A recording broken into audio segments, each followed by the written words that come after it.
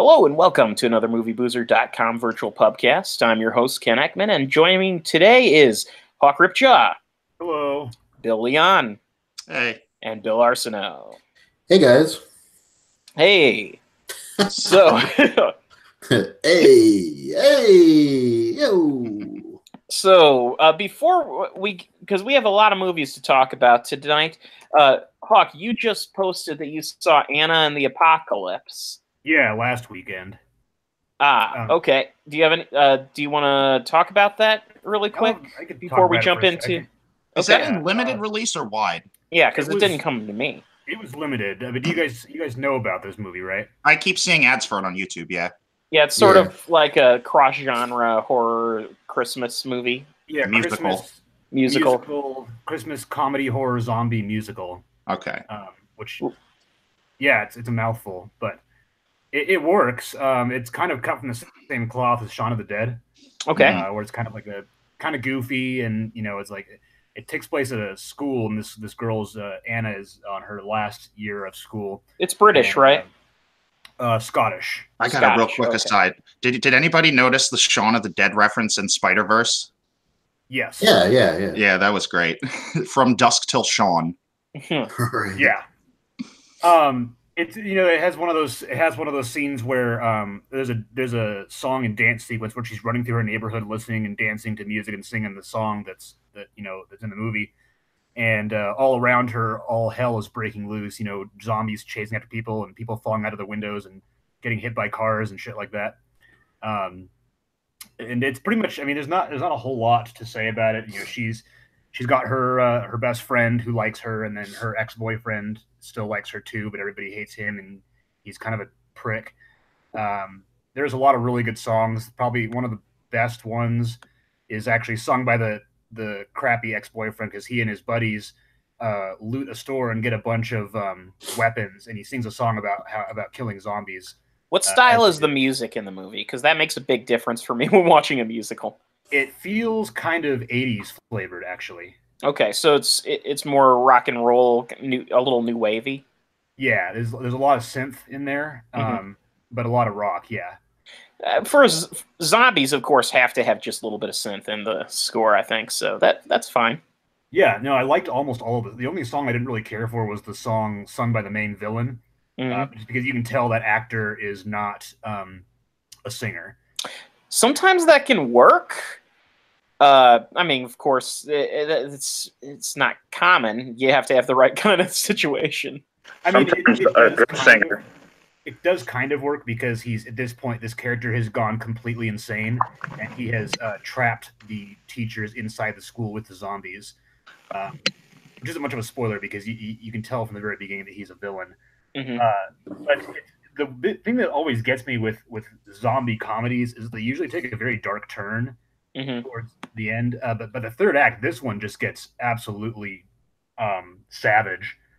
Like, it really lays it on thick how not only is the world ending, but it's a bit of an existential crisis as well, because everyone's life has been a waste, and there's no turning back at this point. When you say the world is ending, is it as apocalyptic as, say, Return of the Living Dead, where it's like basically there's no way anyone's getting out of this? That's what it seems to be. Yeah, they don't play too much into what's going on, although there are radio clips of like a pandemic breaking out. So it does definitely seem very final in terms of the world ending. Okay. The acting was pretty good. The girl that played Anna was really good, and all the characters did really well. And there's a lot of really funny gags too. Like, it's an extremely funny movie. A lot of really solid British humor, Scottish humor. I'm not actually sure what the difference is between those types of movies. British versus Scottish. I would say Scottish tend to be just as a point of fact that they simply don't have as much money. They tend to be more indie kind of flicks, and a lot of British films are filmed through British studios that have been around for a while. So there is sort of a British studio system. I mean, in terms of the comedy. Oh, comedy. It's fairly similar. Though Scottish tends to get a little bit more blue collar with its humor. Okay, I guess it, the little skews a little more British here. Like, her ex-boyfriend is trying to flirt with her and make some kind of rude joke, and Anna says you're a child, and he's like, Mhm. yeah, a sexy child, and then he for a second and says, no, wait, never mind. Mhm. Stuff like that. When I say blue collar, by the way, I do not want to confuse this. I'm not talking about like blue collar comedy tour kind of blue collar. I mean, I realized that I didn't want to give that impression. Jeff Foxworthy in Scotland. What I mean is more like people who work for a living humor, just like that. Yeah. Okay. Yeah. No, not too much of that, but not a lot of people who are architects as their job, which is sort of the common romantic comedy job for the female character. It's what? The architect. If you, I forgot where it was, but there was a video I saw on YouTube where a person was pointing out that like at least a dozen romantic comedies from the last decade, the lead character is an architect. Oh yeah, whether it's a male or female, it's architect is a famous. That's because you can say architect, and that kind of just says a lot about a character, but you don't have to get into the nitty gritty of what they do, which is not as glamorous as what it sounds like they do. Right. Yeah, and the songs are good. Probably the best song is called "No Such Thing as a Hollywood Ending," which I thought was a pretty solid bit of foreshadowing in hindsight. Mm-hmm. But it's a solid movie. Lots of good songs and dancing. It's funny, and it gets pretty emotional towards the end, especially with how it kills off certain characters you might not be expecting, and it's got some surprising moments and pretty good zombie gore too for being what appears to be a very low budget movie. Does it take place in in one of the cities in Scotland, or is it also more of a rural setting? It looks like it takes place in a sort of a city. Like they go to a school at one point. They're walking through town and go through a tree store. A tree store? Yeah. What's a tree store, please? You buy Christmas trees? Oh, okay. I thought you were talking about like just never mind. Tree merchandise, tree memorabilia. Oh. In my mind, I had in my mind like a super Walmart full of trees for some reason. I don't know. Well, I mean that's what it looks like. It's a super Walmart full of Christmas trees. An indoor Christmas tree store? Yes. That's weird. Wow, what is this, Alaska or something? I mean, yeah, you think it'd be like Home Depot has a department, but it's usually within another department. I guess it's very small. Yeah, I guess a winter in Scotland. I mean, Scotland is in the mountains and it's way up. I mean, if you think about it geographically, it's pretty far up north. So yeah, it's I get it. Whatever. Move on. Move along. Move along. Move along. Yeah, that's about it I have for that. I mean, it's enjoyable.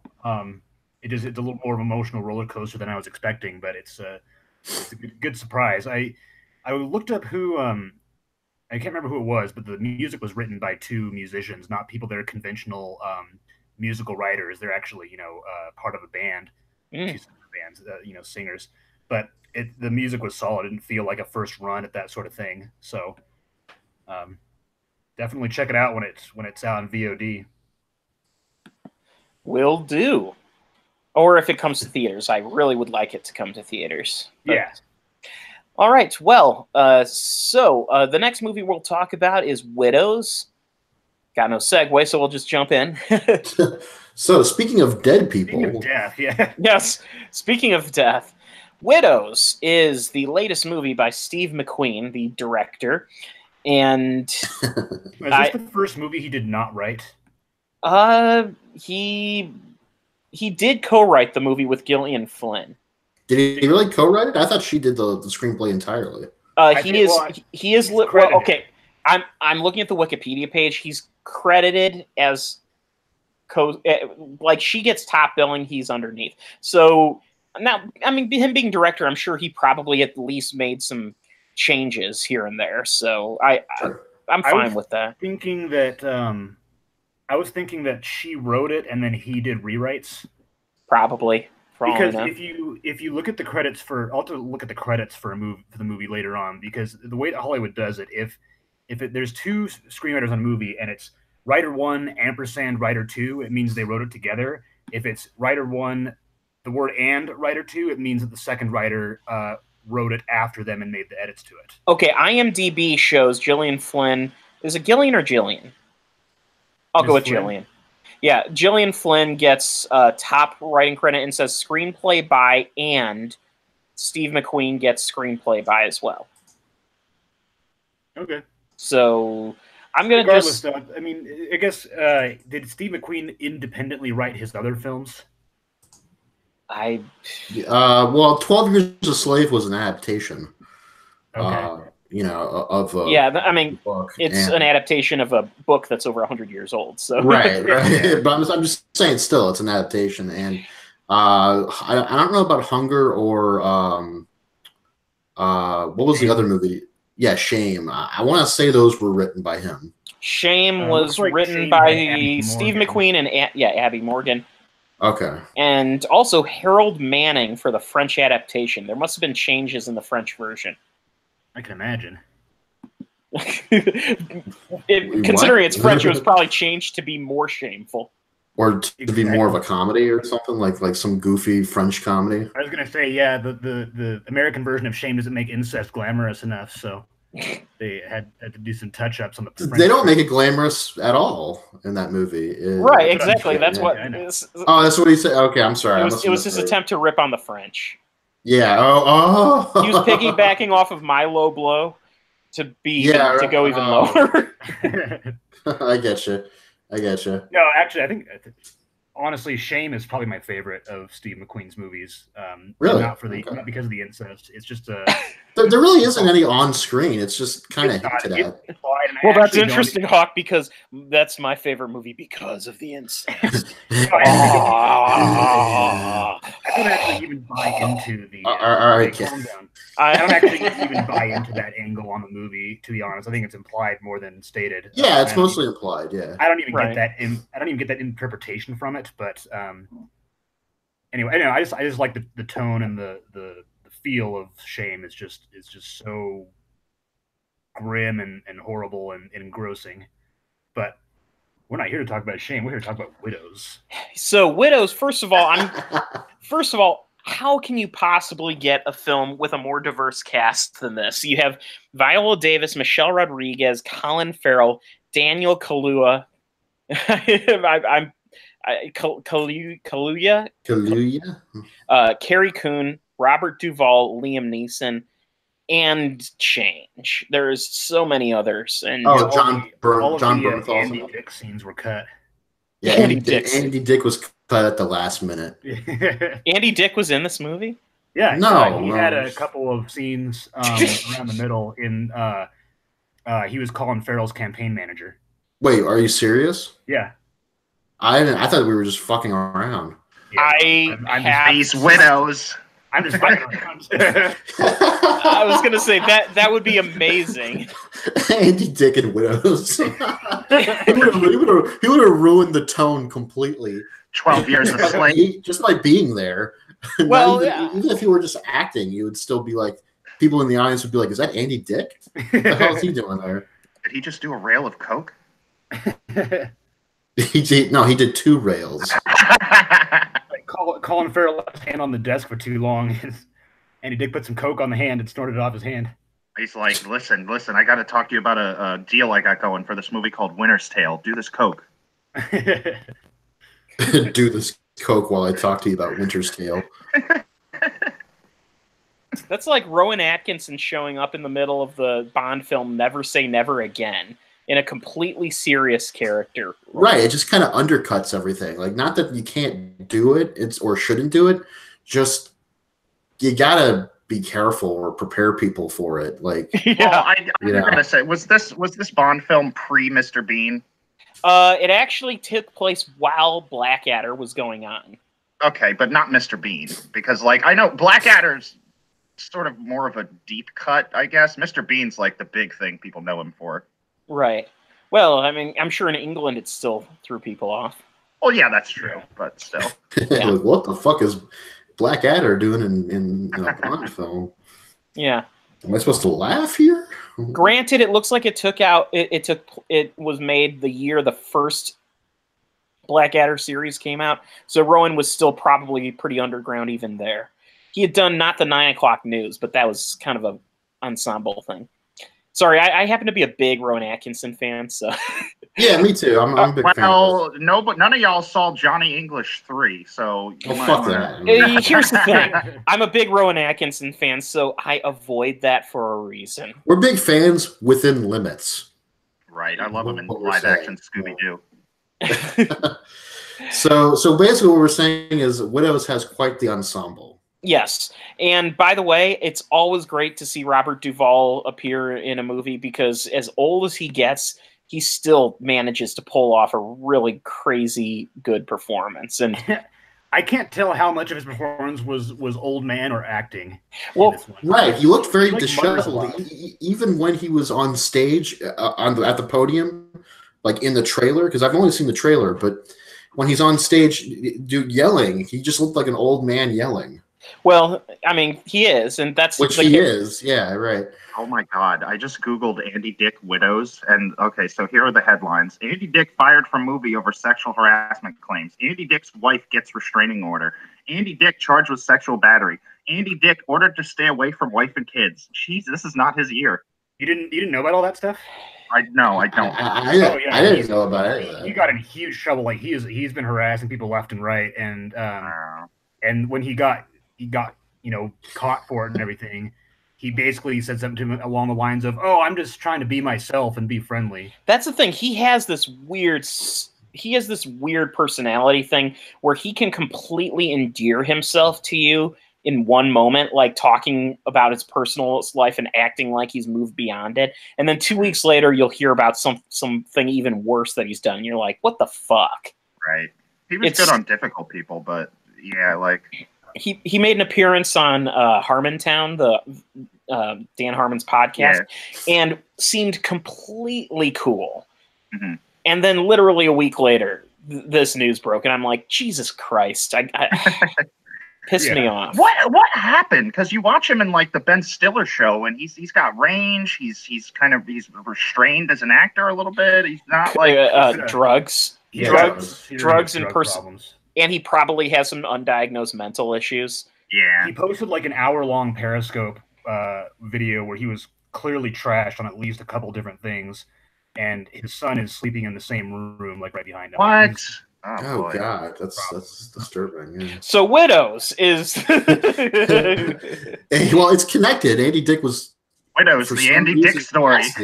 He was casted in Widows for some reason. I don't know why. I can't find evidence of that. That just sounds ridiculous. I don't buy it. Oh yeah, I was messing with you guys. Okay. Oh, you really were? Oh, okay. Fine. Like I said, that's why I Googled it. I was like, I don't think this is true. You actually had us because you look up that information beforehand, so it's like, oh, maybe he's telling. I thought you were fucking with us from the beginning, but then you said, oh no, he really was, and I was like, oh. So, Widows. I don't want to get into spoilers at all. Because even if you have seen the movie, this movie is such a tight thriller, and the twists it makes are so bizarre. I think it's worth seeing as cold as you can. Now, are the twists, the spoiler aspect of the film, the twists, do they? I mean, I guess they work, right? Based on what you're saying, like they're not, like you can see them from a mile away. They're actually. I will admit that one of probably the principal twist of the movie is one that I did call pretty much at the beginning, but the way they twist it was a little bit different than I expected, and that was good enough for me because it's really hard to fool me with things like that. I didn't love the main twist. I think I think of the same one. I thought a couple of twists felt a little bit inorganic, like they're kind of put in just for the sake of having a twist. Mm-hmm. Like, oh, we're, just in case you're getting a little bored, here's a crazy twist. Bet you didn't see that. And then it's kind of like, oh, cool. I mean, whatever. I don't think they kind of worked. They didn't fit into the thematic framework of the movie as well as they could have. And what it eventually leads to, I think, kind of, they didn't really explore the territory of that thematically, especially in how it was resolved. Mm. I didn't mind them. I do see what you're saying in that it feels like there is a B action thriller, a solid B action thriller hidden in this A level character drama, which kind of does throw things off. But that's almost why I really enjoyed the movie, because of the fact that it's not afraid to follow those genre tropes while doing something genuinely unique and interesting within it. I suppose I think that it might have functioned better if they had maybe soft pedaled the heist stuff a little bit more, and then had more focus on the political, racial, and gender stereotype, or not stereotypes, but the the political and the racial and the gender themes of the story a little bit more, because those are the most interesting. Like, one of the best shots in the movie is Colin Farrell's character gets into a car, and the camera's a little bit to the left of the car. It's a one long shot of the car driving away. The camera's fixed on the car a little bit to the left, and you see this on the left hand side of the screen. This city that is of Chicago. It's Chicago, right? Right, it's Chicago. Chicago is like, it's slummy and kind of run down and gross. And as they're talking, still in an unbroken take, the camera pans slowly to the right, and the car is slowly driving into a much nicer version of the town where his character lives. And so in this one shot, during this one conversation, which itself is a very interesting conversation because of what they're talking about, in terms of the racial stuff, you see them go from a rundown part of the city to a beautiful part of the city. Yeah, and so that stuff of that dichotomy was way more interesting in the movie than the heist stuff, which was still really good. It's just that sometimes they were at odds with each other. To expand on that a little bit, so one of the main themes of the movie is definitely white flight.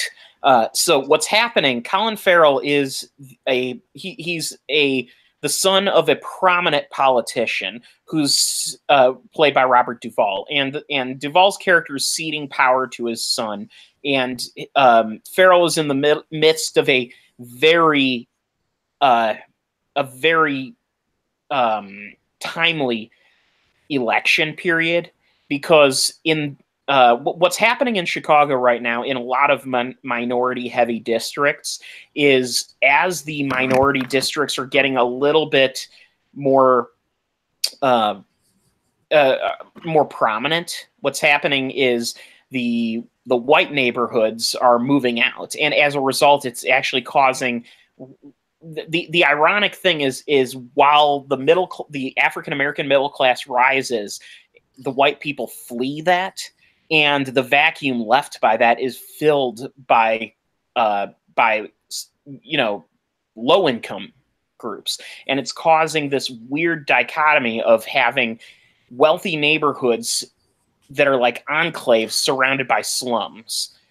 And so Colin Farrell is basically he even says many times that he's pretty much the last white politician in his area, and he's running against a very popular black politician who is also an ex-gangster who's trying to raise himself up even more. And the way it deals with this is, and by the way, what I'm describing here could be a movie by itself, and this is just the background to the story, which I find fascinating, and the fact that it doesn't jump back into the story too often, but it does it just enough to give it this nice little extra edge to it. And being someone who lives in the Chicago area, I can vouch for the accuracy of that scene where Colin Farrell's like he gets in his car in a very nasty slum, and then in a 2-minute car drive, he's in what looks like a palatial gated community. Right. That was what I was talking about. Exactly. I was referring to that. Yeah, I'm just saying I can vouch for the accuracy of that scene. Oh, okay. There's no camera tricks there. That's how it is on the South Side, and to some extent even the mid-north side. But I also liked how each of the widows, they use their own background and their own background and their skill set to kind of either manipulate or solicit help from people to get themselves prepared for the heist. Oh yeah, and perhaps we should say this much, that if you haven't seen the trailer, the concept of Widows is basically a group of robbers are killed in a violent heist gone wrong, and the widows the widows of these dead robbers are suddenly forced into a situation where they need money, and they have to take on a heist themselves. Yeah. I knew from the trailers that Brian Tyree Henry and Daniel Kaluuya would be two of my favorite parts of the movie, and I was absolutely correct in that. Oh yeah, Daniel Kaluuya's performance in this movie is great for two reasons. One, it is the polar opposite of Get Out. In Get Out, he played a very vulnerable individual, and in this, he plays the opposite of that. He plays a truly disturbingly heavy, tough character. Yes, and he is terrifying. Yeah, I don't think I don't think I've seen a tough this terrifying since Marlo Stanfield in The Wire. Like, yeah, my favorite moment for him is when the money is stolen because the guys that were guarding it failed to protect it, and they're caught, beatboxing. Apparently, they're a genuine Chicagoland rap duo. I don't know if you can vouch for that, Ken. I've heard the name, but I can't say that I know their material. It's not my type of music, so. Sure, yeah. And so the guy starts talking, and Daniel Kaluuya shushes him and then stares him straight in the face from about 2 inches away, and then he orders them to start beatboxing again. He wants to hear what song they were singing. It's just a terrifying scene. Like I don't think Daniel Kaluuya is a very tall guy, but he was definitely scaring the crap out of everybody in the room in that scene. But yeah, that scene. And that's the thing. It's not his. He's not a particularly tall guy, really. It's all his body language and his eyes. God damn those eyes. Yeah. Something about the way he looks in this movie. He's got that 1,000-yard stare that shows that he has been through some shit. Yeah, his eyes just stab right through any character he's looking at. I wouldn't be surprised if Daniel Kaluuya either studied or has personally known someone like that, because he seriously just. I mean, if you've ever seen like a gangbanger like who's experienced, there is definitely that look to them where you just they're unflappable. Yes. What was the deal with Viola Davis's character's chauffeur? So the chauffeur, they didn't really go too deep into it, but this is what I got out of it. I could be wrong for all I know, because it was kind of a smaller character. But the feeling I had was that the chauffeur was like someone who might have been at one point involved in Liam Neeson's group.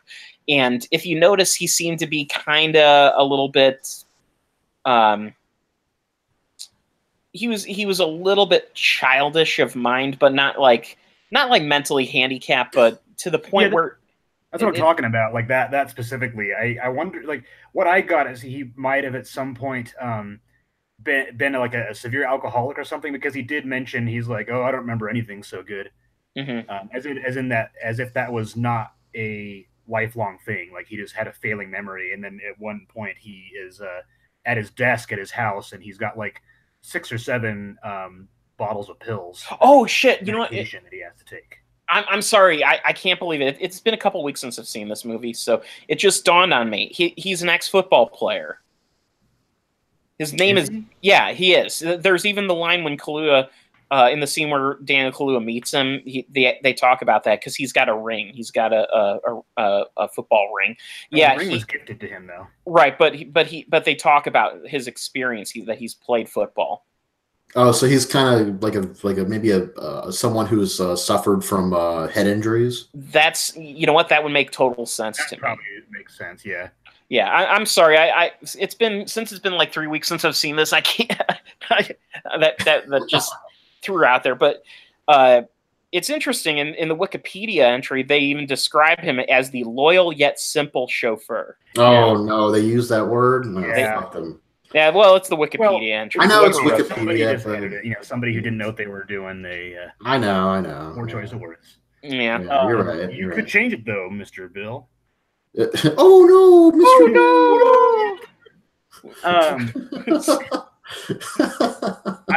So we spent the discussion of widows. Hold on, I have to address the fact that at least 2 of us got that immediately. Yeah, right. Because Mr. Bill it's not a modern reference by any means. No, it's not. But it stands the test of time. It does.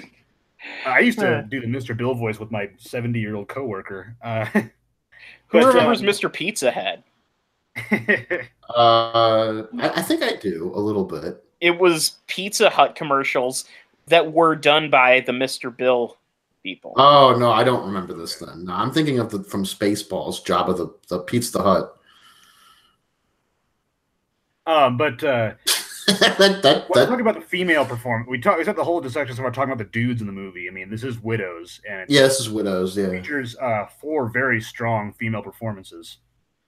Michelle Rodriguez good in Suicide Squad. Like Viola Davis elevated Suicide Squad slightly. Well, I don't know if she did. I mean, she did her best in that role. Yes, and she's already an intense lady as it is. She didn't hurt Suicide Squad, but I don't think anyone could have elevated that thing. But she didn't elevate it. No, I think her character was Oscar. Her character was particularly underwritten and poorly written too. Well, I was reading I can't remember what video I was watching. I was watching some video that pointed out that based on the sequence of scenes in that movie, it's pretty obvious that the dinner scene where Viola Davis is talking to the senators or whatever over some steak was edited in later because she has the exact same conversation with them as she does in the war room in the next scene. Yeah. Her performance is good in literally everything. I don't think she's ever put in a bad performance. Not at all. Yeah. I thought it was funny how she said exactly when they asked her when they told her, but they're bad guys. And she whips her head around. She goes, exactly. And I was like, wait, how exactly? But at the same time, you've sold me. Yeah, exactly. He's like, yeah, that's a good line, but I don't know why she said it. Yeah, right. That's like bad writing from the movie, but good performance from the actress. I just want to hear Viola Davis say something really stupid, but in her Viola Davis voice. In her own way, yeah. Like I wanted to say the best part of waking up is Folgers in your cup. Like in her dramatic Viola Davis voice. I'm just looking at her film. Awesome. I'm looking at her film history to see if there's any movie in there where she could potentially have played a terrible character. She was on SVU, but she played an attorney. She was in Medea Goes to Jail, but she was actually not bad in that. She's one of the few things in. Who did she play in that movie? Someone in her family. I don't know. It's been a long time since. Probably somebody who was angry. Yeah, I've tried to put that movie out of my mind. Oh, yeah. Speaking of which, what's up for Shituary this month? Unfortunately, that is on hold. We're most likely going to make it make Shituary February this time. Oh, well, that's, it's still a Uary. Yeah, exactly. And you can still, I mean, it's not like the rhyme worked well with January either. If you had to make it March, you can just call it Shart. Sharch. I haven't actually nailed down the exact lineup, but I believe Nicolas Cage movies was on the docket. Oh, like the shitty I have tax problems Nicolas Cage movies. Yes. Like 211 and Dog Eat Dog or whatever it was. I saw about 4 minutes of Dog Eat Dog and I shut it off and said, I must do this. Ralph the Movie Maker covered that one, I think. Fucking horrible. So I don't think there's much else to say about Widows other than it's damn well acted. What about the performance of the unknown actress, the one who I think in the story she joins the group of widows, but she's not a widow herself. Oh, except she was in Bad Times at the El Royale. It's She's like a boxer or something, or she boxes a little bit as exercise in the she trailer. rocked. Yeah, her name is Cynthia Erivo, I think. Revo, yeah, she's a singer. Yeah. Oh, okay. All right. And she's had, these are literally her first two performances in a movie, Widows and Bad Times. And she was great in both of them, by the way. Yeah, she's really good. Yeah, I mean, honestly, she is probably my favorite part of Bad Times at the El Royale. Her performance is the heart and soul of that movie. Yeah, I'd almost agree, except that Jeff Bridges took it from me because I'm a lifelong fan of Jeff Bridges, except for R.I.P.D. I think he was the best part of R.I.P.D. honestly, and that movie sucked completely. Yeah, from tail to tail, it was like we're talking about a two-tailed beast here. That's like that's not trying to pick the best part of liver cancer, though. How familiar are you with Jeff Bridges' 1970s stuff, Hawk? Not King Kong. Super familiar. Yeah, I know King Kong. Well, King Kong's one of his lesser ones. The reason I was asking is he did some amazing stuff there that I highly recommend. Okay. I'll give you one. This one is easy to find streaming because it's not particularly popular. Rancho Deluxe with Jeff Bridges and Sam Waterston. Oh yeah, I know that one. Yeah, Which one has Gary Busey in it? I don't know. Like You just Thunder. want to see a Gary Busey movie. Have you seen? What? Have you seen it, Hawk? No, I haven't. Okay, look it up. Tell me what you think, and Okay. Go ahead, Bill. What were you saying? Gary Busey? There's some Jeff Bridges movie called like Thunderbird. Thunderbolt and Lightfoot. That's it. Yeah, Gary Busey's in that. Somewhere. Yeah, that's right. He does show up in that movie. I forgot. That's Michael Cimino. That's actually the other Michael Cimino movie worth watching that no one talks about. It's good. It's if you've never seen Thunderbolt and Lightfoot, that's another one I would recommend. That's Clint Eastwood and Jeff Bridges in a road film.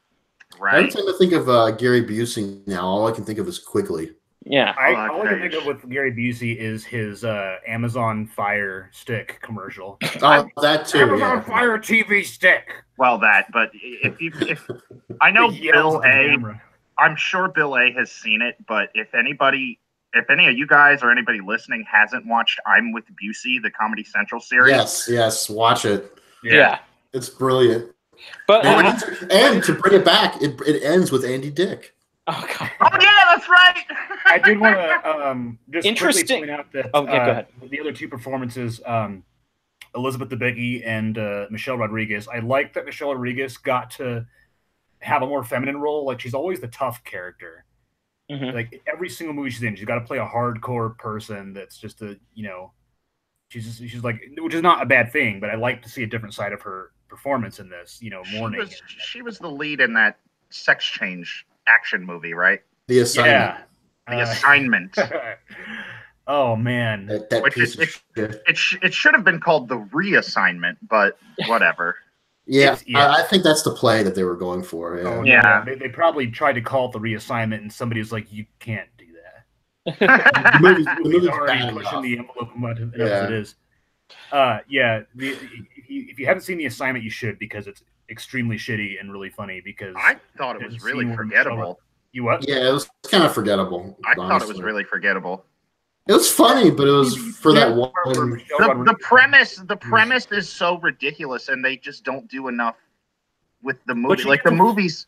Here's the thing. The fake beard and the fake dick and balls. What more do you want? I think we're missing the best part of The Assignment none of us have mentioned yet, and that is Sigourney Weaver's performance. Oh yeah, she's Wow. kind of full of herself in that movie, isn't she? It She's is. like, Her performance in that movie is she is 100% committed to the shittiest script I yes, think. She's that's what I'm definitely getting. like she takes her. Sigourney Weaver is an actress that takes her job seriously. Absolutely, she is. That's what I love about her performance in that movie is she says the dumbest things in the most completely serious way because she is a professional. And God damn it, she will say these lines and like she means them, If she was a true professional, she wouldn't have taken this role unless there was a contract or something. Here's the thing: it's a Walter Hill movie. With Walter Hill, you kind of roll the dice. It's either going to be a good Walter Hill movie or it's going to be The Assignment. Well, all right, fair enough. All right. To Sigourney Weaver's credit, at the end of Cabin in the Woods, like if you'd gotten like a lesser actor to deliver her part in that, it probably would have just had the whole movie crumble in on itself. Yeah. Yeah. But And then just last note, Elizabeth Debicki is a character actress that I think is really growing a lot, because I believe she was in Guardians of the Galaxy Volume 2. She was. She's just a really good actress, and I'm really excited to see her act in more stuff, because she has. Who did she play? She played Mantis? No, she played she played the queen of that gold. Oh, okay, all right. She just got really good range, and I'm pretty excited to see what else she's going to keep doing. So speaking of good range, we're going to move on to the next movie, which is about the range. All right, The Ballad of Buster Scruggs. This movie spans a range of stories. Yes. That's it, yeah. And I'm going to go ahead and quickly sum up all 6 shorts, because I wrote the review for this movie for the site, and I think I did a really good job in 1 to 2 sentence summarizing for all of these. So the first titular short of Buster Scruggs follows the drifting guitar-playing gunslinger who has a price on his head for misanthropy. Yeah. And the second short, Near Algodones, follows a would-be bank robber with the worst streak of luck you've ever seen. Yeah. The third short, Meal Ticket, ups the ante on the bad luck streak by following a carny promoter and his lone remaining act, an armless, legless actor, as they travel from town to town scraping the bottom of the barrel for audiences. That was really Fun fact, sad. the armless, legless guy is Dudley from the Harry Potter series. Yes, which is amazing. Oh, okay. He looks like Zach Woods, and I know it's not Zach Woods, but that kept throwing me off. Yeah, he does look like Zach Woods. The fourth short, All Gold Canyon, opens on an untouched mountain valley as a loud and quirky gold hunter interrupts the serenity for a few days of prospecting.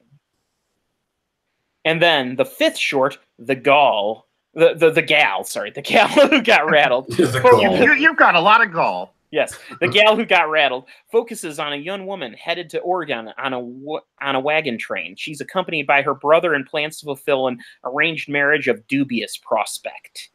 Right. And the sixth and final short, The Mortal Remains, joins a group of travelers on a stagecoach as they engage in a divisive philosophical discussion, which is soon overcome as they are emotionally united by a mutually horrifying conversation. Yes. Anyway, I not to toot my own horn, but I'm pretty proud of the fact that I found a 1 to 2 sentence summary for each of those. What did you rate the movie on the Boozer scale? Well, first of all, let me say I'm an unabashed Coen Brothers fanboy. I love their stuff, and Same. This is one of my favorite Coen Brothers films. It became it almost immediately after finishing. So I give it a toast. Right. Oh, okay. Now I fully admit that being an anthology story, an anthology film, there's going to be some people who will pick apart individual ones and say, I don't like that one, and I like that one more. But to me, what I enjoyed about it is each of the shorts they carry this.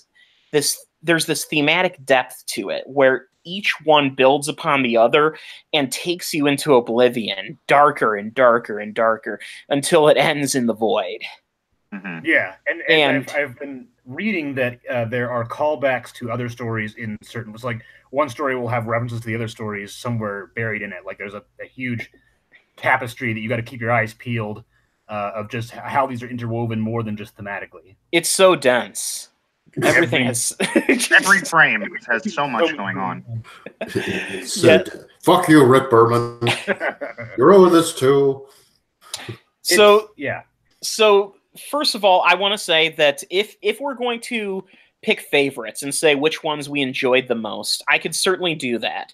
But each individual short on its own, I think if the Coen Brothers had just released that, any one of them could have been like an Oscar-nominated short film. Yeah, definitely. But the fact that I'm sorry, go ahead. I was going to say there are some, however, that I would have loved to see as a full-length film. Probably specifically the first, well, pretty much everything except for Meal Ticket. And maybe the second one. See, I think Meal Ticket's the one that I would love to have seen. Oh man, I would just feel it dragged a bit, but I think it had a lot more going on. Oh, I don't meets the eye. I don't think Meal Ticket. It was so sad. That's the thing. I don't think Meal Ticket dragged. I think Meal Ticket was friggin' suspenseful. What's great about it for me is at first you kind of get the sense that Liam Neeson's like his caretaker and is being nice to him, but but that veil is lifted and it's just slowly every scene. Asshole. Yeah, every scene makes you more worried for him, and you see the look. Actually, the best part of Meal Ticket is the performance.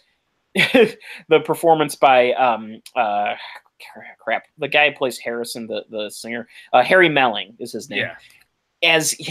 Because it's except for when he's on stage, it's a completely silent performance. And I did like the montage of him performing, where it's like every cut or every fade is a passage from something else, and it's like, what the hell is this show supposed to be?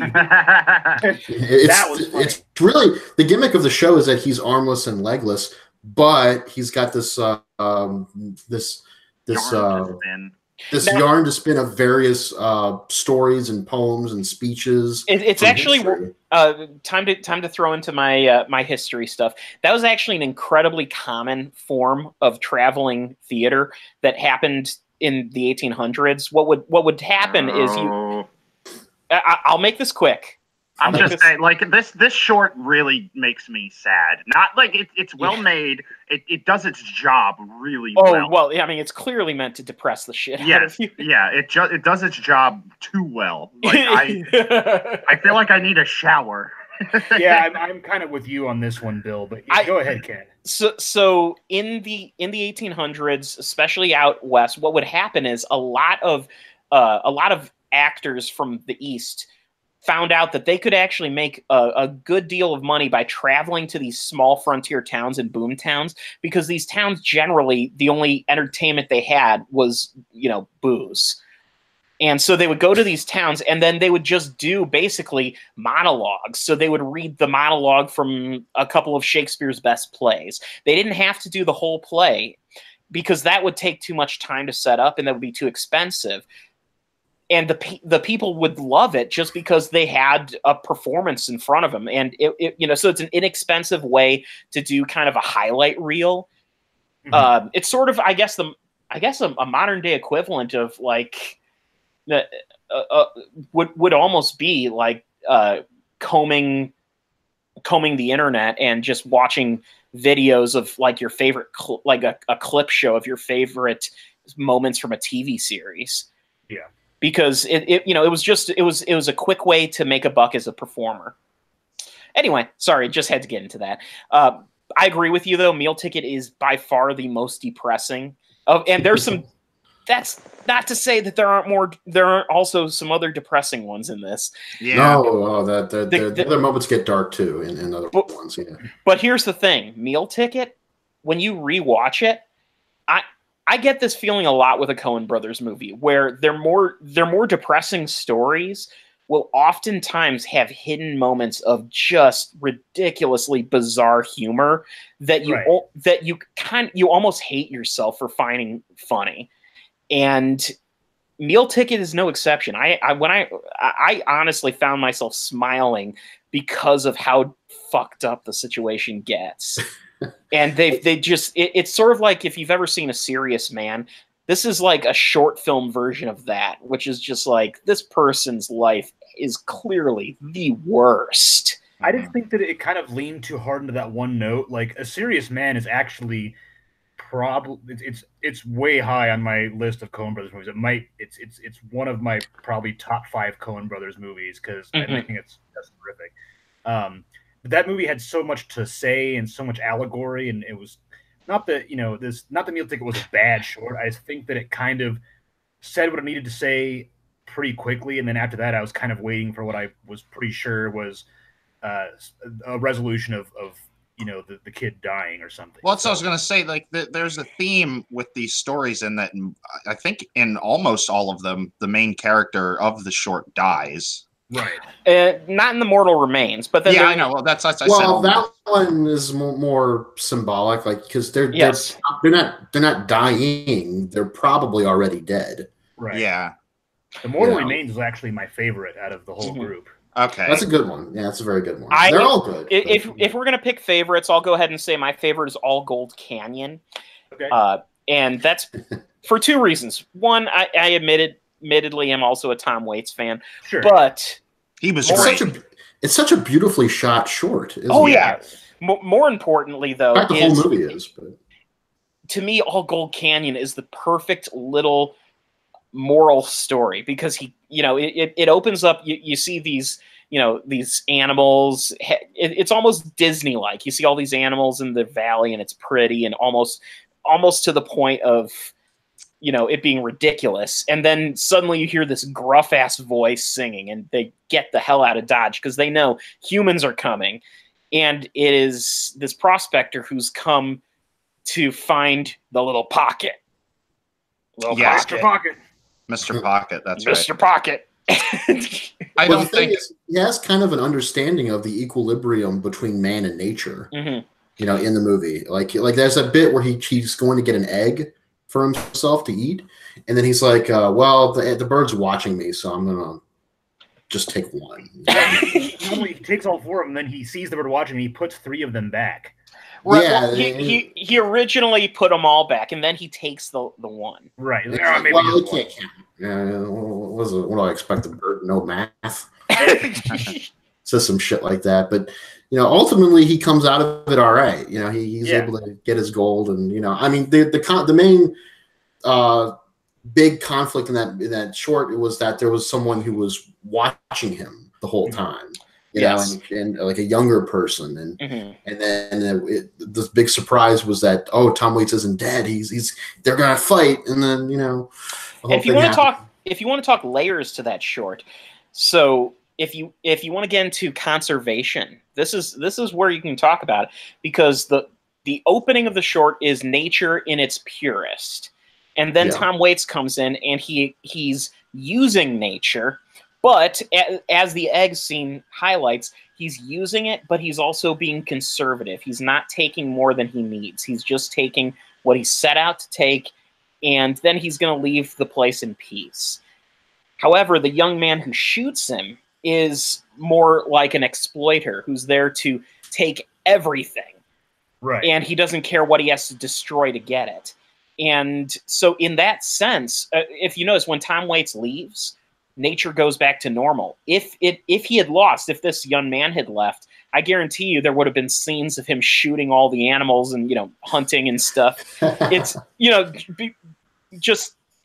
I honestly think All Gold Canyon is symbolic of the conservation movement in a weird way, which is it sounds pompous to say, but not necessarily. I mean, not pompous. I mean, I think you're right on about it. Yeah. I mean, this is like it is an anthology movie, which means that each story has its own significance, and even the framing device is a book of fables. That's been opened, and typically these stories have some point to them. Right. They're not just stories; they actually have a meaning, and so each one has something going on that's supposed to teach a lesson or supposed to make you feel something or think about something. And so that that's not too far off. I think that's probably exactly what the Coens were getting at.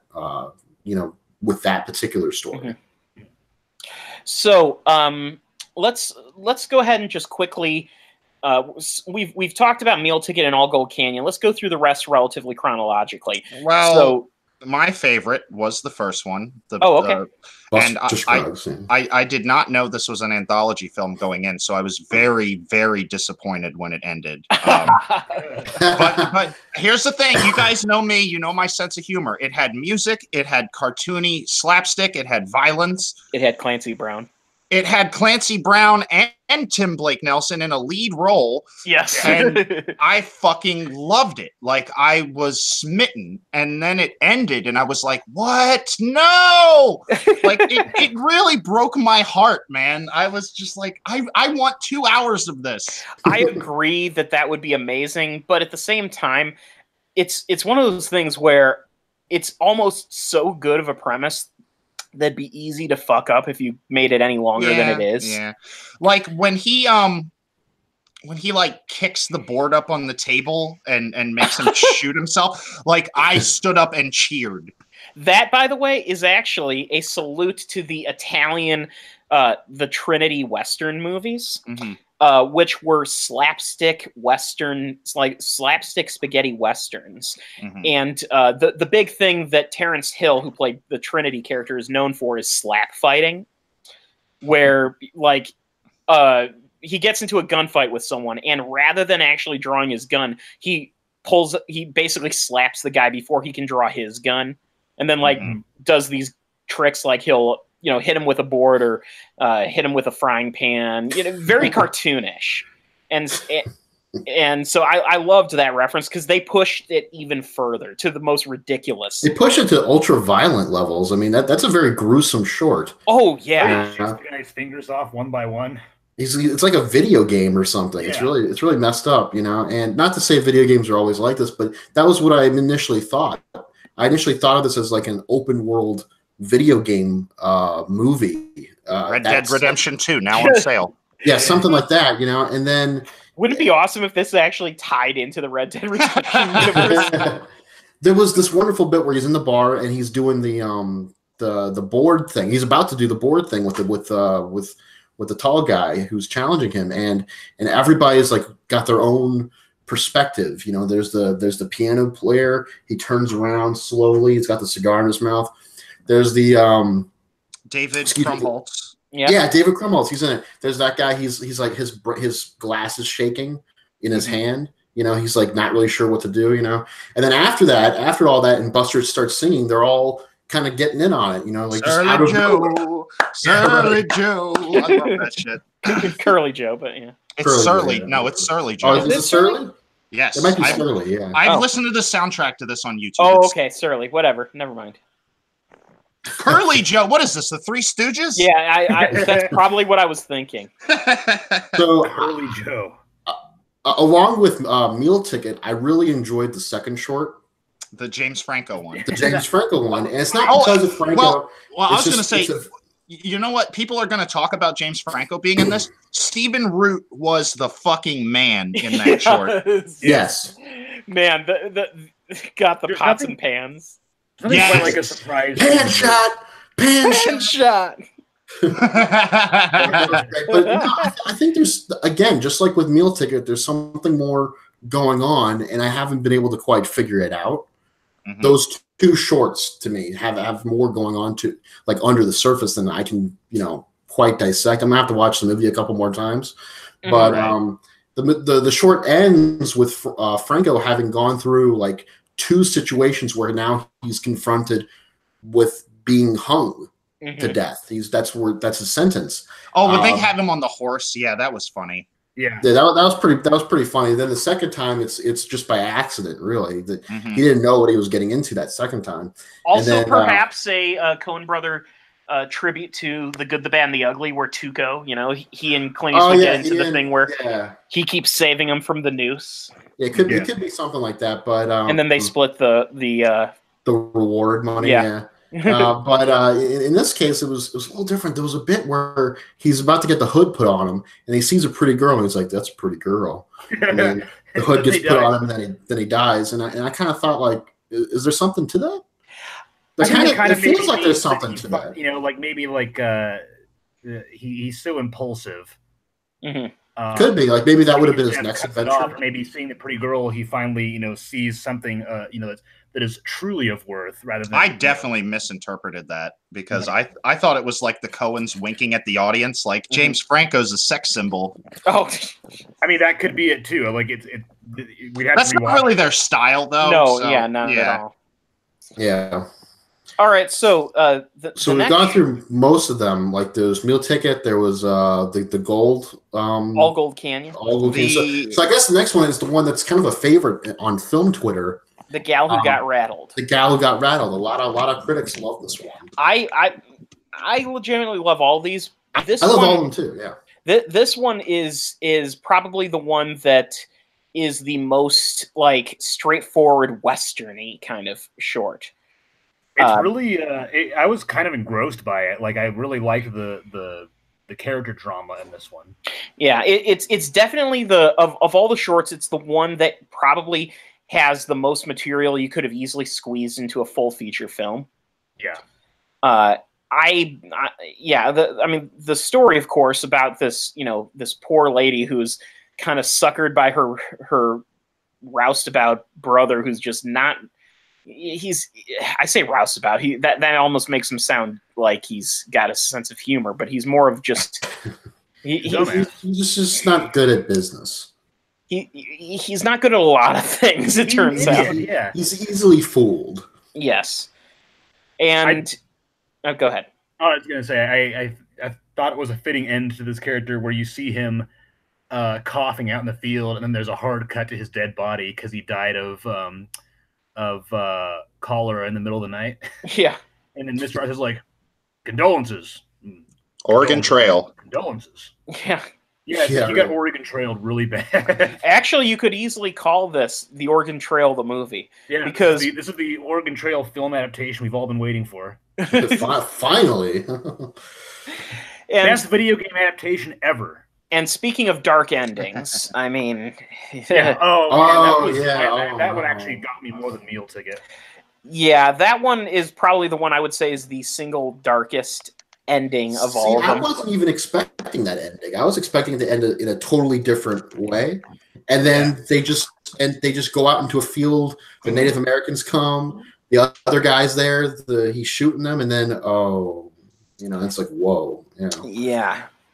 And it just hits you because you're in the midst of this gunfight, and it's very it's very much like a classic Western kind of thing, taking on the Indians, one man against an army, and then suddenly the reality, you're just pulled back into reality because she had a legitimate reason to believe that she wasn't going to live very much longer. And he did give her the gun and say, if you feel that it's got to that point, use it. Yeah. So she did. I can't wait for the BuzzFeed quiz that's like, what does your favorite Buster Scruggs short say about you as a person? Oh, or God. Like, which short are you in Buster Scruggs? I think I'm a meal ticket. What kind of questions will be on that quiz? What's your favorite? What's your choice of alcohol? Whiskey, beer, wine, or vodka? And then whichever. Well, the alcohols would have to, or the cocktails, or whatever you want to do, would have to match the shorts in some obvious way. Well, they wouldn't. That's why it's a BuzzFeed quiz, is because it'd be because it's too. What's your favorite color? And you could ask, like, yours was the gold or whatever the gold one won. Gold? No. Before we get into the Mortal Remains, the last short, I kind of want to say that this is isn't this the Coen's first digitally shot yes, it film? is. Yeah. And it just looks spectacular, doesn't it? So good. And then it was so visually their DP, I think, right? Yeah, it's so visually rich. Not just composition-wise, but just the prettiness. Yeah, the beauty of it's very dynamic. Like so many great shots. Like when Buster Scruggs dies, there's the gunshot and he thinks he's won, and he takes off his hat and sees a bloody bullet hole in the hat, and it's like, there's so many great choices of shot in this movie, especially a lot of the magic hour shots. At nighttime, they just look beautiful, and then the wide shots of the wilderness. It's just a crisp and really great, colorful movie. Like I really wish I would have been able to see this in a theater. I would be remiss to not bring up the wonderful, talented T-Bone Burnett and all the wonderful songs he did for this and the score. Mm-hmm. Yeah. I said, Carter Burwell's score. Right. Yeah. Well, yeah. Okay. So he did the score. You can't take away from Carter Burwell. Right. Carter Burwell scored No Country for Old Men. Carter Burwell scores most of the Coen Brothers movies. So. Well, no, it's funny because No Country for Old Men has no music except for the end credits. Yeah. Oh, yeah. he's still the credited composer on the movie. Right. Now, speaking of that, No Country for Old Men is basically a modern Western in its own route. Sure. Route. Yeah, its own right. True Grit is also a Western. So I think it's fair to say the Coen brothers are fans of Westerns. Sure, yeah, and this is definitely a different flavor. It's like it's a riff on the Western by way, like it's almost like they're like, hey, you want a real Coen Western? Here you go. It's worth noting that the Coen brothers have used Western themes in their movies since Blood Simple. That's okay. I was going to just bring up, I haven't seen Blood Simple, but even Raising Arizona has some of that. Yeah. Oh, yeah, absolutely. Yeah, I mean, Blood Simple is set in rural Texas, so of course it's going to have Western stuff elements in it.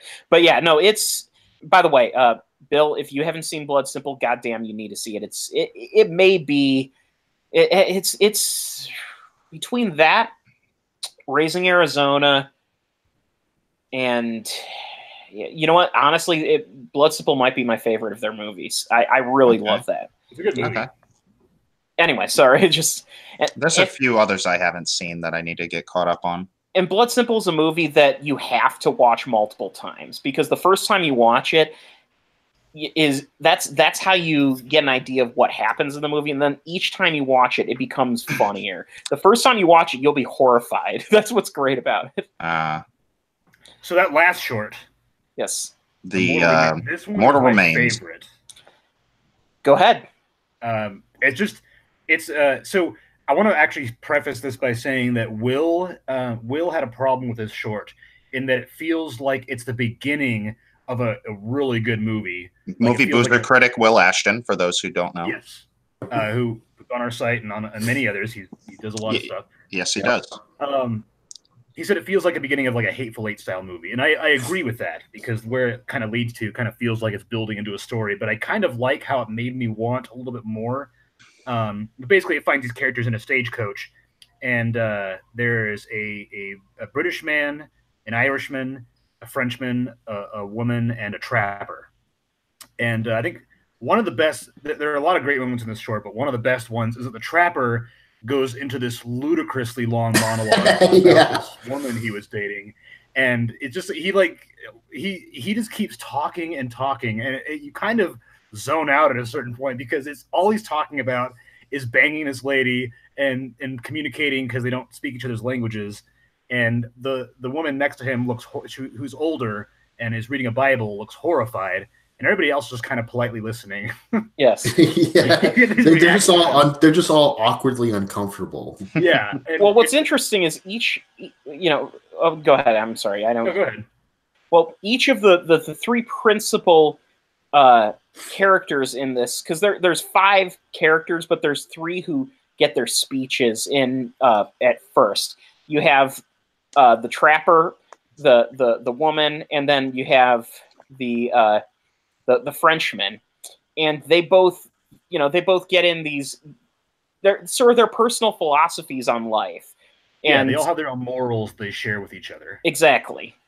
So the trapper is more about everyone's alike, and just because of they all have the same needs.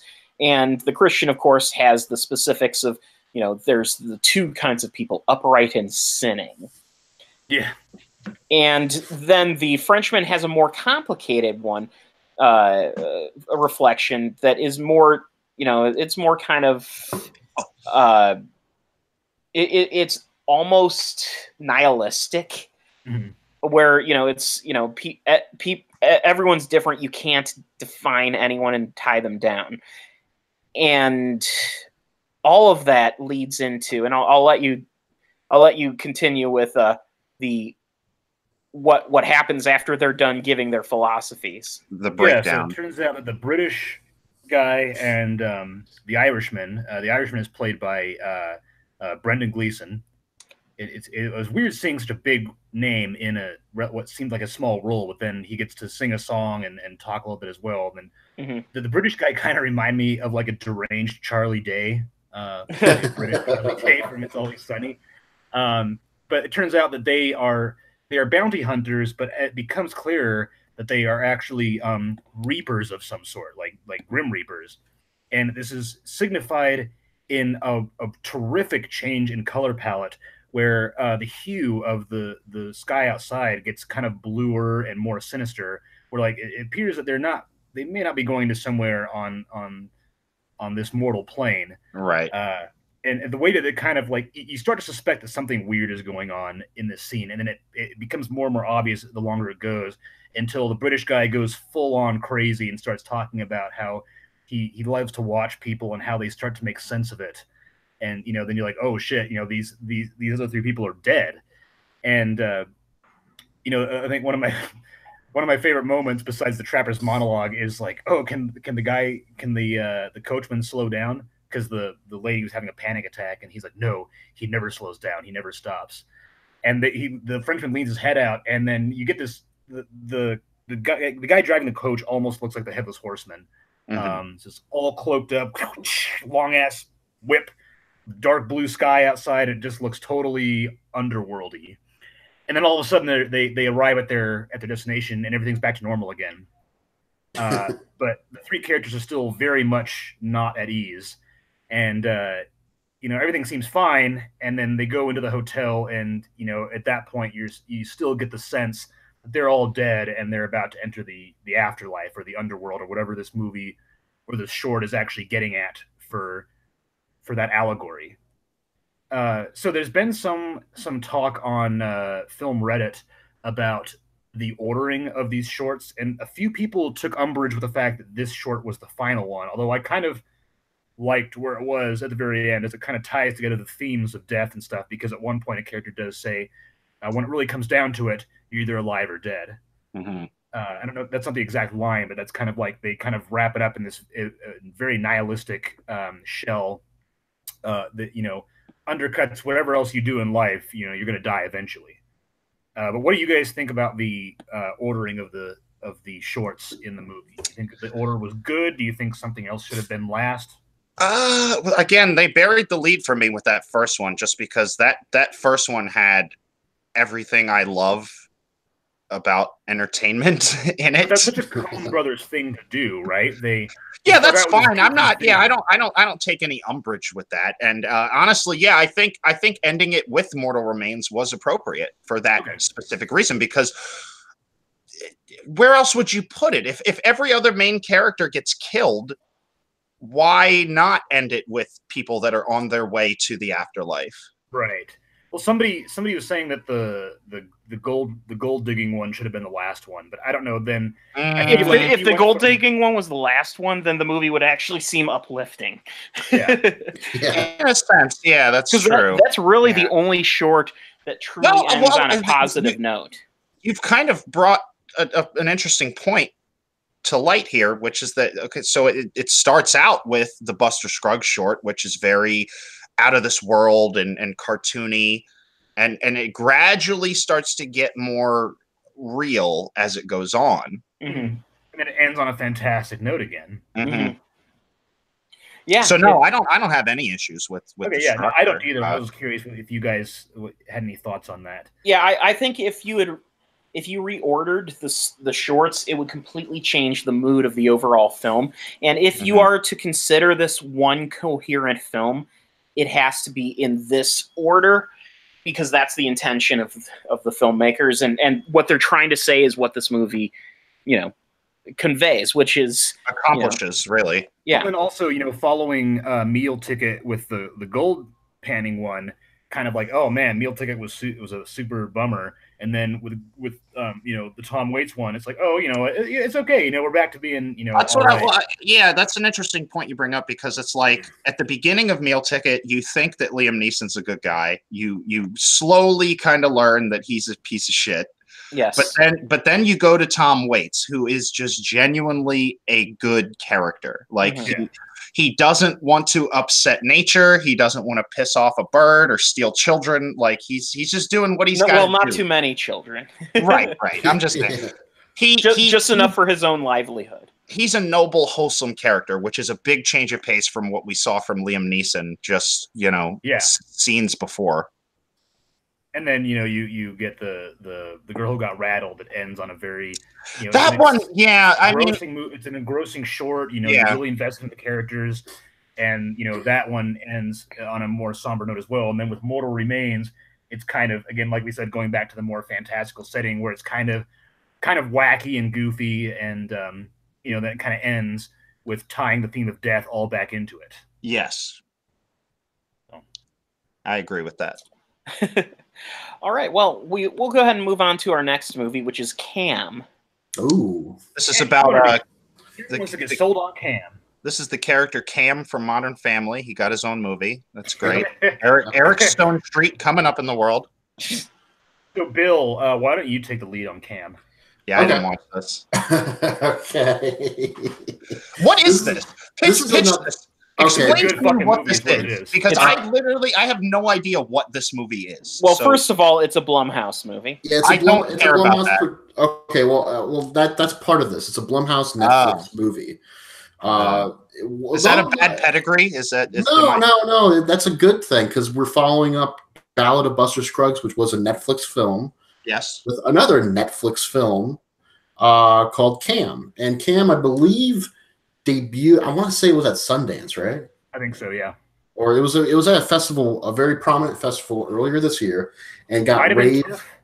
May have been TIFF. It may have been something like that. I don't know, but it was. It got rave reviews and had a lot of anticipation going into it, and absolutely succeeded and surpassed even a lot of expectations. Mm-hmm. I had seen the trailer once it was released, and I was very intrigued by it. By the premise. The premise is a sex worker who is a cam girl. One of those. She gets on a webcam, has her own chat room, and interacts with the people watching and chatting. Usually plays video games and doesn't take her top off. No, I'm kidding. Well, I mean, they tease, they do stuff. they you know what I mean? Like it's one of those things. It's like a performance thing. Yeah, I mean, I have a friend who followers give her tokens, right, in exchange for doing other things. So she's like, oh, which dildo should I play with? Give me 500 tokens for this one, or 700 for that one. And so I have a friend who does this for a living, so it's nice. It's not, I guess. It's not. Yeah. No. Well, this movie doesn't make it seem so glamorous or anything like that, but it does make it seem kind of real, which it is. It's just, but it also does play with the heady, fantastical type elements of like identity and who you are on the internet and stuff. The premise is you got this woman who's a cam girl, and she wants to be number one, like nobody's business. You know what I mean? Yeah. And she wants to be the very best. She wants to be the best cam girl on the internet. Not just on the internet. Not on the internet. On this website. This one website. System on the site. So the more popular you are, the more views and tokens you have, the higher you rise in the rankings. So she's hungry to keep climbing the ranks, and so this is kind of she's tempted to do more to climb those ranks. Hungry is not actually used in that context when you try. It should be noted too that this is just one website of what I assume in the world of this movie, which if it's to be taken as like our world, that there are dozens, if not hundreds, of similar cam girl websites where you can platforms where you can do this kind of stuff on. And I'm like, man, she wants to be number one at that. Like, I'm not judging her. I'm just saying, like, it's kind of like priorities, lady. Well, sort of. It's a world that I don't know much about. It's kind of like YouTube personalities. Like, I didn't know much about that one, and I guess no one did when it first started becoming a thing. And then once it became a thing, we immediately went, oh, it's like celebrity. It's like it's like television in a way, but it's different. It's like on demand. You can do it whenever the hell you want. You don't have to wait on the schedule. So it's kind of like, you got to rethink the way you understand things and then apply it to this new platform. And that's kind of where I was at the beginning of the movie. I was like, wait, so what is this? Like, I didn't know much about the whole cam community. But once they started rolling into the movie, like you get this sensation of there are colleagues, there's different girls that are friends with each other and some who are enemies with each other.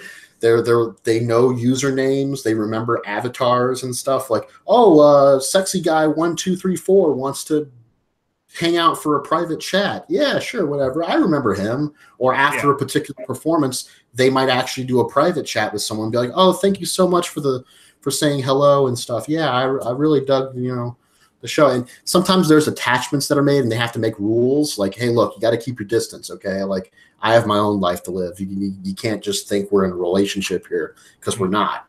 It's a performance. But the movie opens with one such performance one night. She has her own room in her own house specifically for this. Like, it's done up with, like a specific kind of carpet, a bed, and neat colors everywhere, girlish type stuff, and she's doing her thing, and then it gets the tension is somehow rising, despite the fact that she's talking about very little things like what dildo do you want me to see, and then slowly it's like they want her to use the bigger dildo or the bigger item, and then someone even says kill yourself, or use a knife, and then and she's like, you want me to use a fucking knife? And then it builds and builds, and then she's like, you want me to do this? And then she cuts her throat, and everyone's like, holy shit, we're going to give you all the tokens in the world. And then she gets up and she's like, yeah, I got you guys. She that's the end of my show. See you later. She didn't actually kill herself. And that's the title card thing on her chest. Yeah, she had a latex. It was like it tells you that she's a very creative person. I do want to point out, I think it's so funny that we're talking about this before we're about to review a children's Spider-Man film. Well, yes, but I would argue that. Okay. I would argue that cartoon movie is also for adults. It's for I know that. I understand. But I get what you're saying. It is kind of funny. Also, I do want to ask: did they ever have like white Christmas lights on the walls in the background? Because that's a very common cam girl thing. Oh yeah, there's like little lights, like those little tiny like merchandise lights that you can get for your trees or for. That's a good touch, because that is a very common cam girl thing. She uses makeup a lot. Her mother is a hairdresser / makeup artist herself. I want to point out really quick, Bill. Okay. The film's script is written by a former cam girl. Yes, this movie has a lot of authenticity to it, already built in. And actually, she's given top bill as a co-director in a way. Mm-hmm. She's not officially the co-director, but she was given top bill with the director. Mm-hmm. She was heavily consulted. Yeah, she was big with this movie. Right, right. So as the movie progresses, we see her life, this particular woman's life. She has fans who, some are a little bit more touchy-feely than others. Like, some are a little more attached to her than the other people, And this reminded me of back in the day, maybe a decade ago, there was this chat community. I think it was Justin TV or something, where I would watch old episodes of WWE Raw and SmackDown. Mm-hmm. And like they would have it on a loop. They would just watch like episodes from the 2000s on a loop. And I got to slowly know different usernames by their personalities and stuff. And I had to eventually turn it off because I was getting way too hooked on it. For some reason, you can get really into this shit. And I don't know why exactly, but maybe it's this universal need to feel connected. I don't know, but you got to be careful with it, So the movie progresses, and she wants to be number one on this website. And one day, she's after taking part in this really messed up Howard Sternish cam girl performance, where she has to sit on a vibrator that's controlled by how many tokens and how much attention she's getting online, and then like the other cam girl will increase the voltage. After taking part in this really extreme performance, she finds that her channel is live, and she's not on. She's like, "Are you guys playing a rerun? Like, what's going on?" She calls the website, and they're like, "No, we're not. Your channel's just on." And she's like, "But I'm here, right here. I'm talking to you. Like, can't you tell there's something wrong here?" And so the movie goes on, and it becomes this horror film where someone or something has taken her actual appearance and basically merged it into her channel and is now rising the ranks without her. You know, it's taken on a life of its own, basically, and her life slowly starts to unravel. Like, fans start finding her physical location. People that she didn't want to know that she does this starts learning about it. She starts learning about this anomaly that's happening in her digital life, you know, and there's a lot of really weird twists and turns that the movie takes. The film ends. Doppelganger is doing stuff that she wouldn't do. That she wouldn't do, yes. And she's getting this kind of breach of her comfort zone, and she feels violated because this doppelganger is just doing stuff that makes her uncomfortable as a performer. Like, it's crossing her hard boundaries of what she'd do for fans. There's this one great scene. What is one of her rules? Okay, where she's basically online and she's trying to get the other fans to know that this isn't her. So she's signing on just like crazily as different usernames. She's creating different, you know, accounts, and just to get into the room. And she's like, okay, now she starts to get really invested in this. So she's telling the doppelganger, do this, now do that, now shoot yourself or something. Like, she's really like getting into it. You know, the doppelganger is like, yeah, I'll shoot myself if you guys want it. You want, this is a loaded gun. You want to see me do it? And you know, she becomes part of this universe that she felt somewhat detached from, being that she was in front of the camera, not behind it or watching on a screen. You know, like, she was doing the fake death thing, which she thought was kind of a cool way to jump the ranks, but now she's seeing it on screen and doing it and participating in a different manner. Yeah. And so because of that, it's really fucking with her, you know? And that's one thing, like, is that she's not really a participant in terms of a fan. She's more of a performer. Like, this is just a place for her this is her medium. Yeah, you know? This is her safe space. I mean, she watches herself die, and she's horrified by it. Like, this is a surprisingly scary movie. Right, and the climax in particular is particularly well composed and striking. I mean, she basically has exhausted all of her potential avenues to get her account back, and that should be noted too. This isn't just like, I gotta find this doppelganger and get rid of them. It's I want my channel back. Yeah.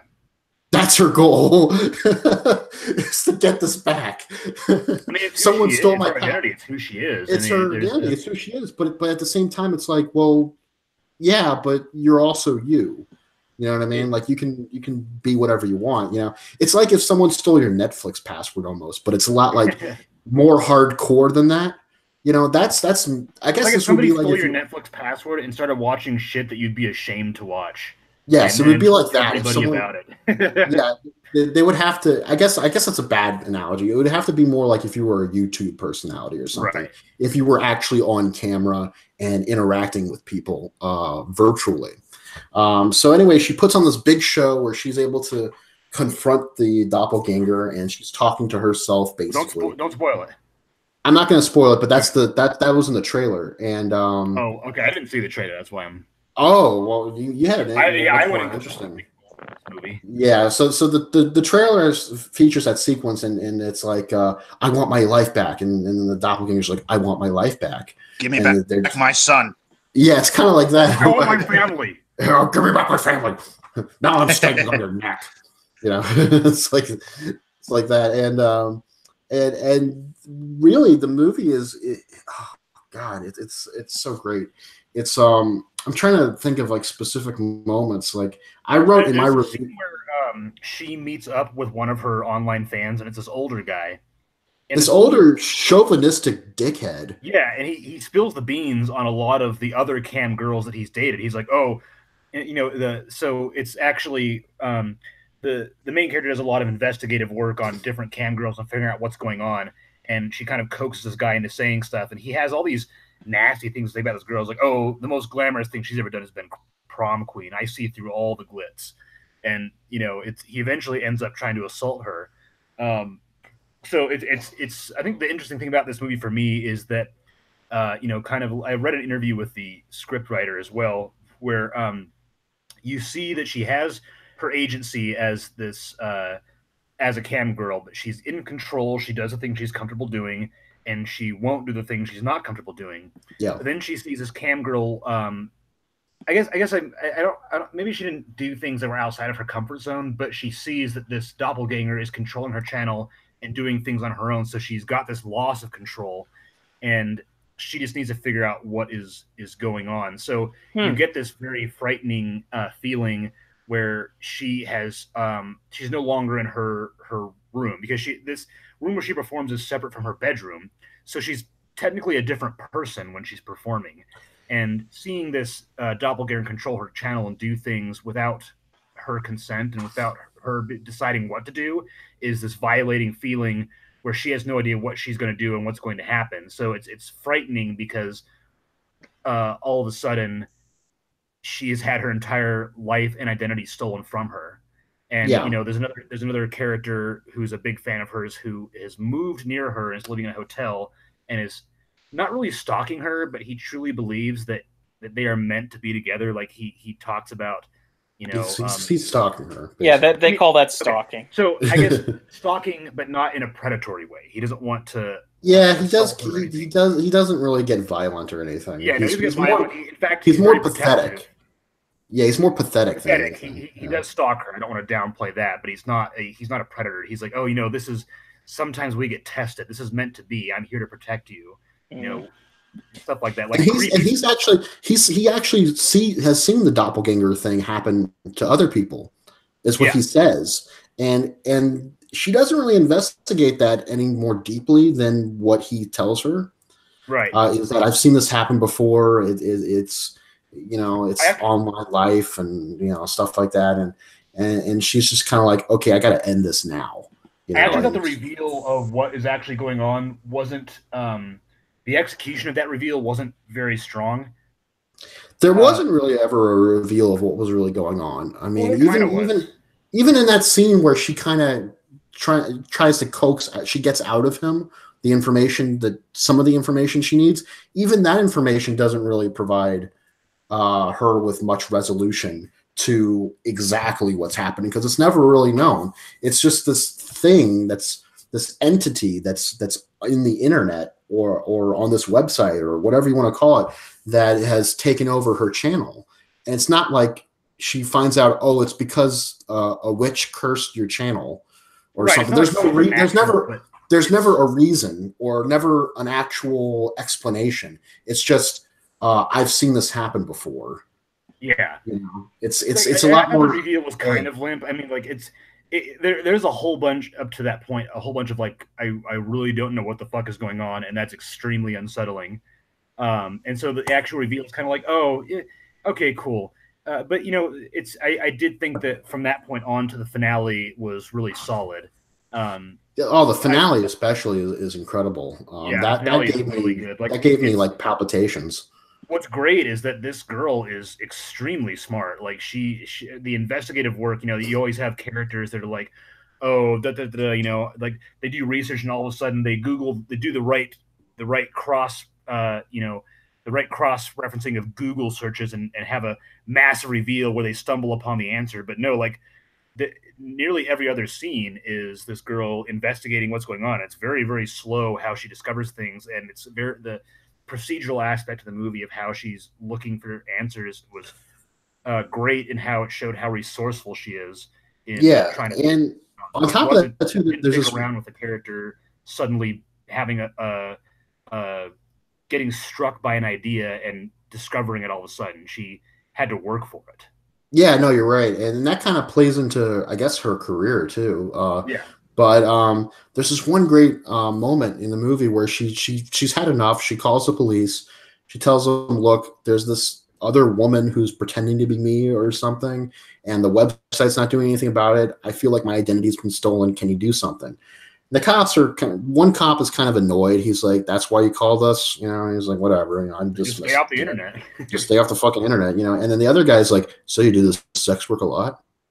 Yeah, he's like interested. He's like, "So where are these videos?" He didn't say that, but you can tell he's basically like, "What would you do? What kind of stuff do you do? What have you done? What's the weirdest thing you've done?" And she's like, "What the fuck?"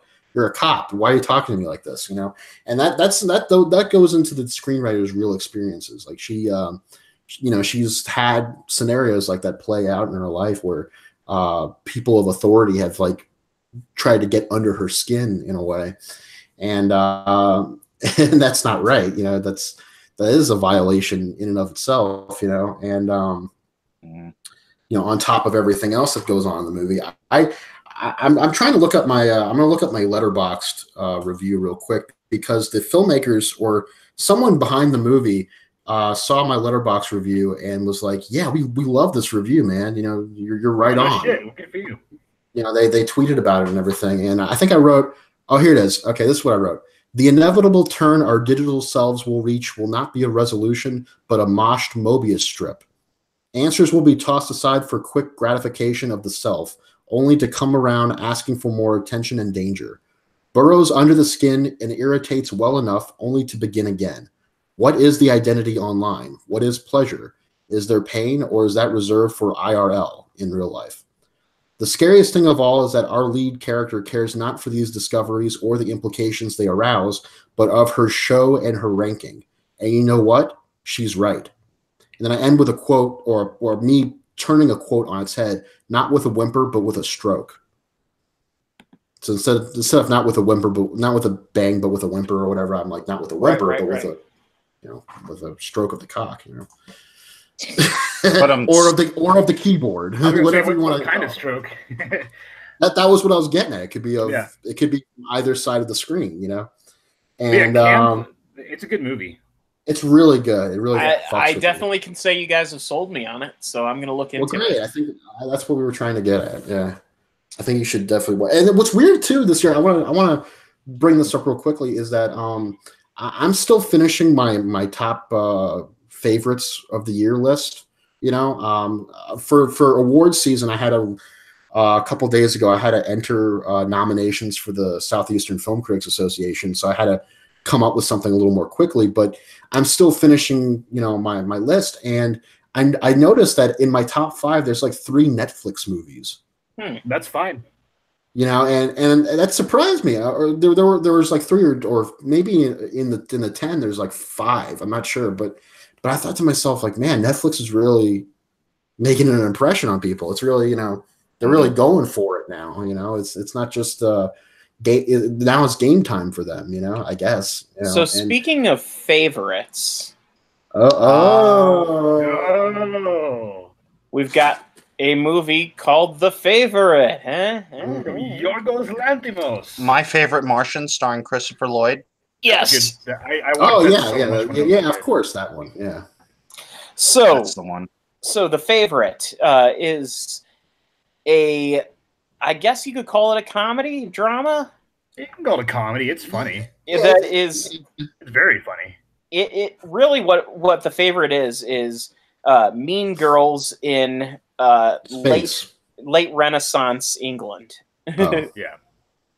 I was going to say Space. I mean, basically, it's Olivia Colman plays the queen, and she's got her best friend. A real life queen, actually. She plays the real life.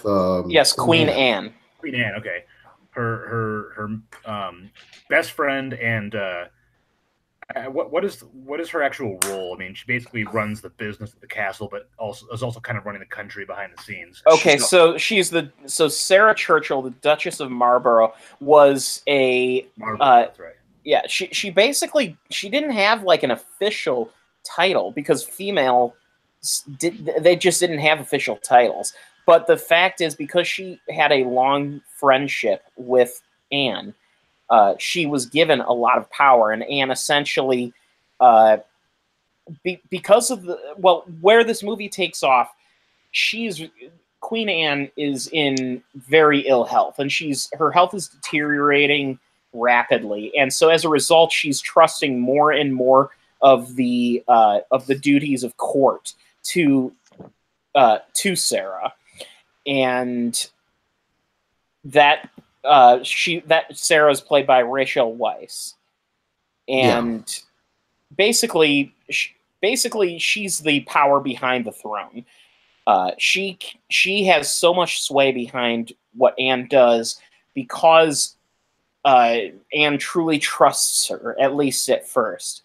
And they have this long friendship, and there's basically as she is controlling, as she is holding power, a cousin of hers named Abigail Hill, played by Emma Stone, shows up one day, and at first Sarah just gives her a job as a scullery maid because she's sort of a family member on the whose family side of the family has fallen on hard times. So she's no longer a lady. She's lost that right to call herself a lady. But Emma Stone starts slowly ingratiating herself in court, and particularly to Queen Anne, to the point where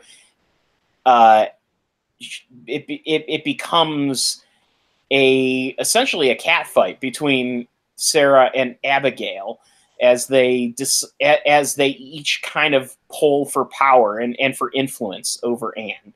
And they do this in increasingly childish ways. This is a movie where everyone in court is basically an adult child. This is 2 hours of people being dicks to each other. Oh, yeah. Pretty much. In the most childish ways possible.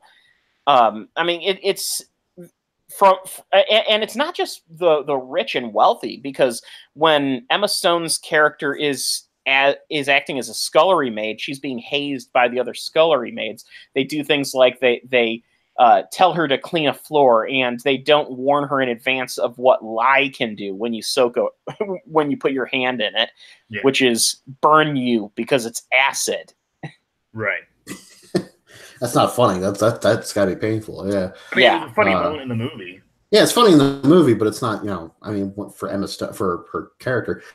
But although considering what she becomes later on in the movie, it's like, well, maybe you got what you deserve, bitch. That kind of thing. Well, there's no one in this. There's no one in this who is beyond reproach. They are all horrible human beings. I would argue that Sarah has some redeeming qualities to her, but that's almost getting into spoiler territory, maybe, because I think later on in the movie, stuff happens that kind of reveal maybe a truer self, possibly. I don't know if Queen Anne is a bad person. She's pitiful. She's pretty petty. She plays the two girls off of each other in order to for her own amusement. That's true. Exactly. And Sarah is by no means is she a good person either. I mean, she's essentially trying to get rid of this other person just because Anne might be liking her a little more than her she's an abuser. Yeah. Yeah. She starts to choke Queen Anne at one point. Yes. Yeah, but do we want to get into spoilers a little bit? Because I feel like I want to explain that choking bit a little bit. That isn't too much of a spoiler. No. But the reason behind it, what I mean? Like, especially if you know the history, because like me going into this, it's kind of an open question as to whether Queen Anne was in lesbian relationships. Oh, okay. All right. So that's what I was going to get at, was basically like, it wasn't just like Sarah, dictating to the queen, like, hey, bitch, you're going to do what I say, that kind of thing. It was also like playing into their romantic entanglement and in kind of a little bit of S&M. Kind of a messed up, controlling nature, where she was like almost the queen was like playing the part of the puppet, that kind of thing, ooh, control me, move me around, But what I loved was by the end of the movie, we see who's really in control. Oh yeah. Like ultimately, someone pointed out online that, wrote on Twitter, like, if one more person writes a review where they compare Queen Anne to Trump, I'm going to fucking strangle someone, and I was kind of like, well, yes, that can be annoying when in every review they mention Trump, but I think that's also an easy comparison. It is an easy comparison, but it's also an accurate comparison because there are similarities. Both are very pathetic characters and people, or at least as portrayed in the movie. she's pathetic, and so is Trump, if you want to see him that way. Pathetic and petty and narcissistic and all these other words. But but also at the root of things, they do this all because they want approval, even though the approval they're seeking is not necessarily from people who deserve it. Right, and I love how the movie ends. I don't want to, I guess we shouldn't get into exactly how it ends, but when it does happen, it just reaffirms that, oh, she is the one that's in this person is the one that's in power, and it kind of makes you think when you compare it to Trump, if you do want to compare it to Trump, it's kind of like, oh shit, we can make fun of him all day and all night, but he's still the president. Yeah. That's the scary thing, is that no matter what we think, if Russia's pulling the strings, if he's just a narcissist playing off of making decisions off of whims and off of ego and stuff like that. All of that is important, but it also is the frightening truth is he still has the power, basically. Who still sits on the throne. Oh shit, and I love that fade shot, the dissolve with the rabbits. Oh god, yeah, at the very end. At the very end, but the movie has a great. It hasn't been talked about a hell of a lot online from what I've seen. A little bit, I think mostly people talk about the dialogue and the performances and the production design, which is great, but the visual palette of the film, the cinematography, and also the editing. Yeah, those are really interesting because they're not used all the time, but when they are used, it's very specific. This movie comes at you. And this movie is also Yorgos kind of doing a wonderful deconstruction of the stuffy costume drama by taking the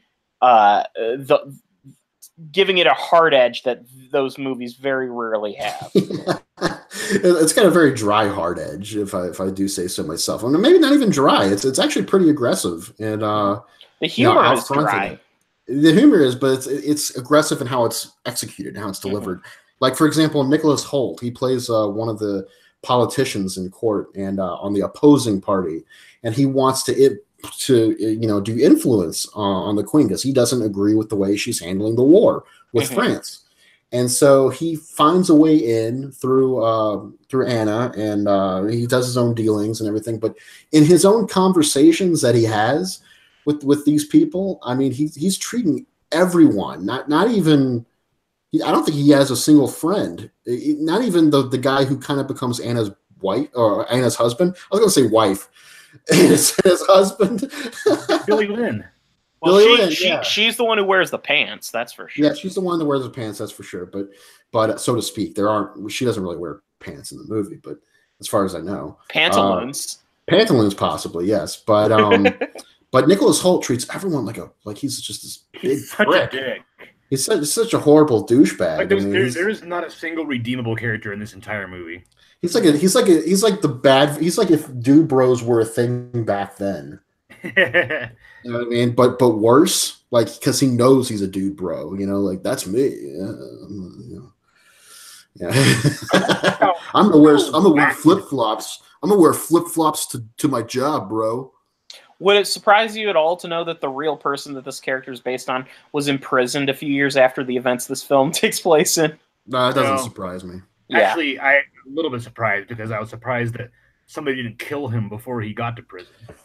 Yeah, bro, just for being an asshole. He's gonna piss off the wrong person and get shot in the face.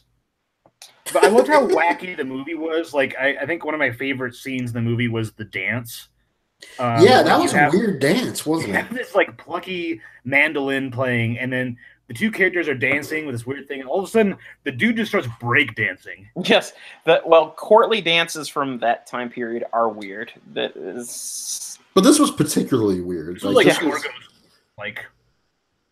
I know that Yorgos Lanthimos was trying to make a movie weird on purpose. Like, hey, this is an 18th century movie made by a Greek director, and it's going to be very strange. Yeah, he's just a strange director. I mean, I would say this is a lighter version of the worlds he's built with Killing of a Sacred Deer and The Lobster. It's a much more accessible movie. Yeah, it's kind of like a primer. Like, hey, this is kind of what this director does, but it's not quite as out there as The Killing of a Sacred Deer. So maybe you call it primer, but I'll be honest. When the the movie, when the credits started rolling for this movie, I heard at least 2 people in the audience of the theater I was at say, "What the fuck?" Yeah, it did have that feel to it, sure, but it wasn't nearly as weird as the other movies that he's done. You know? Yeah, no, I mean, it goes there, but it does go there, but it's not quite as it's got its own absurdity, but it kind of it works in all the other movies too. Right up in your face. Yeah. I guess that's a way of The Killing of Sacred Deer and The Lobster are very bizarre movies that will turn off a lot, and Dogtooth also will turn off people unless, except for like the most adventurous of film alums, those are not broadly accessible movies. The Favorite is more of it's more of a quote unquote mainstream movie with some of that Yorgos flavor. But it's like a movie, if you want to see what Yorgos Lanthimos is all about, you can start with The Favorite and then kind of venture into his wilder movies if you're not one of those people that likes to experiment with kind of crazy cinema that makes you uncomfortable. In the interest of time, we really should move on to our next movie. Okay, well, just real quick, I want to say Olivia Colman ought to get an Oscar for this. Yes, she needs to get the Oscar. I would agree. Can I take the reins on this one? Go ahead. Yeah, go for it.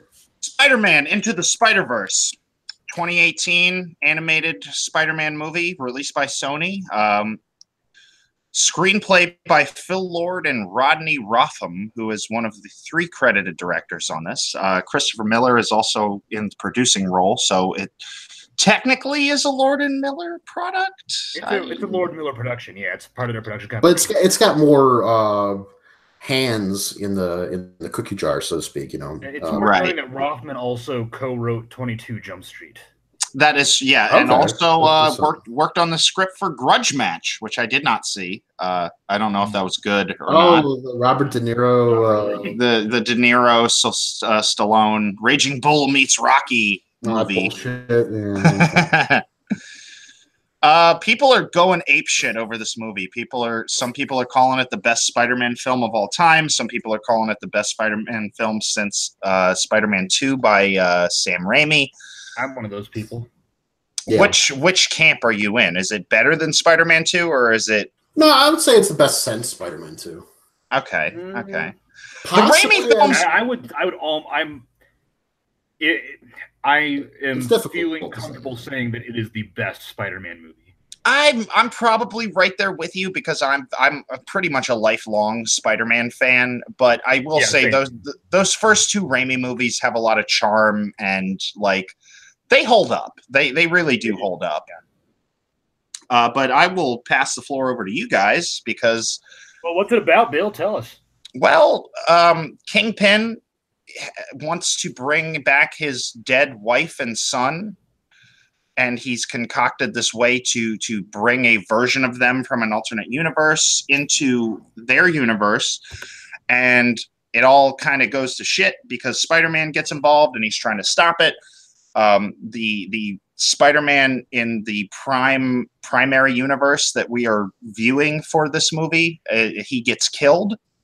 And because of that, I think the Dimension Machine like copies his DNA or something, and it starts pulling all these other Spider-Man type of people from different universes into Miles Morales' universe, which this is the film debut of Miles Morales, who is a longtime fan favorite incarnation of Spider-Man. A lot of people really wanted the MCU version of Spider-Man to be Miles Morales, but they didn't end up going with that.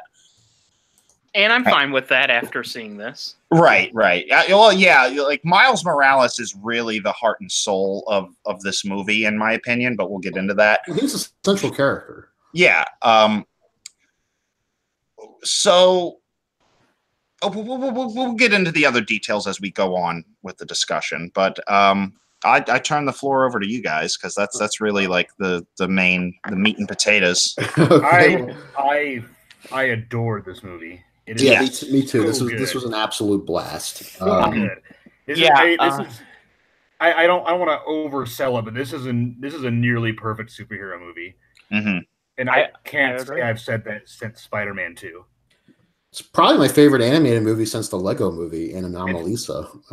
Yeah, I mean, there's been other good animated movies too, but this one in particular, I think, hit me in the right areas. I think the biggest thing is that this exposed an issue somewhat of the Marvel films.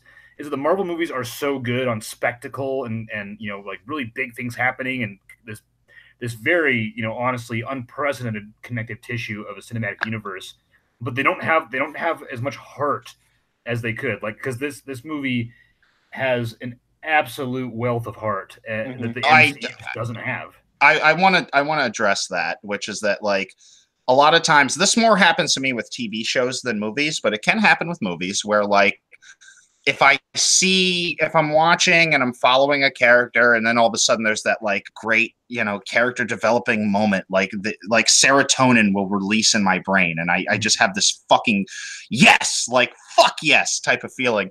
And when Miles Morales finally kind of gets his shit together and becomes a great Spider-Man, like that was that moment for me. Like it was great to watch that character progress from pretty much a clumsy klutz who didn't know how his powers worked to, I've got this. I'm gonna go save the day. Go ahead. That's it. That's all I had to say. It's a very cathartic moment because a lot of superhero movies, the superhero has to have this big moment of action at the end of the first or middle of the second act, but in this movie, all of the other versions of Spider-Man from the multiverse, they could do the heavy lifting in the action scenes throughout the movie. So alongside with them doing all the action stuff, you get Miles getting to do all the character stuff. Mm-hmm. And so, when he finally gets to be a true Spider-Man, that's like this huge moment where it's like, it's finally there. It's been an hour and a half. Mm-hmm. And so all of that character stuff, all of that, that development is building to this moment where he launches off the side of the building. The leap of faith. In the middle of Brooklyn. Yeah, the leap of faith. Yeah, the leap of faith. And I thought that was a really huge moment where he finally, and I thought that when his father has that conversation with him through the door, like I was really getting emotional in the theater because that's such a huge. This movie is full of like really major character moments. And Ken and I were talking about this. Is that this movie approaches a lot of this is a PG rated, family accessible movie, and it approaches a lot of themes with a very, very it's very mature and very straightforward. It's direct with its themes in a way that's approachable and doesn't like play just to the adults or just to the kids. Two major characters get killed in this, and one of them is by just a point blank gunshot. Like it's the first Spider-Man played by Chris Pine, who really he did a great job.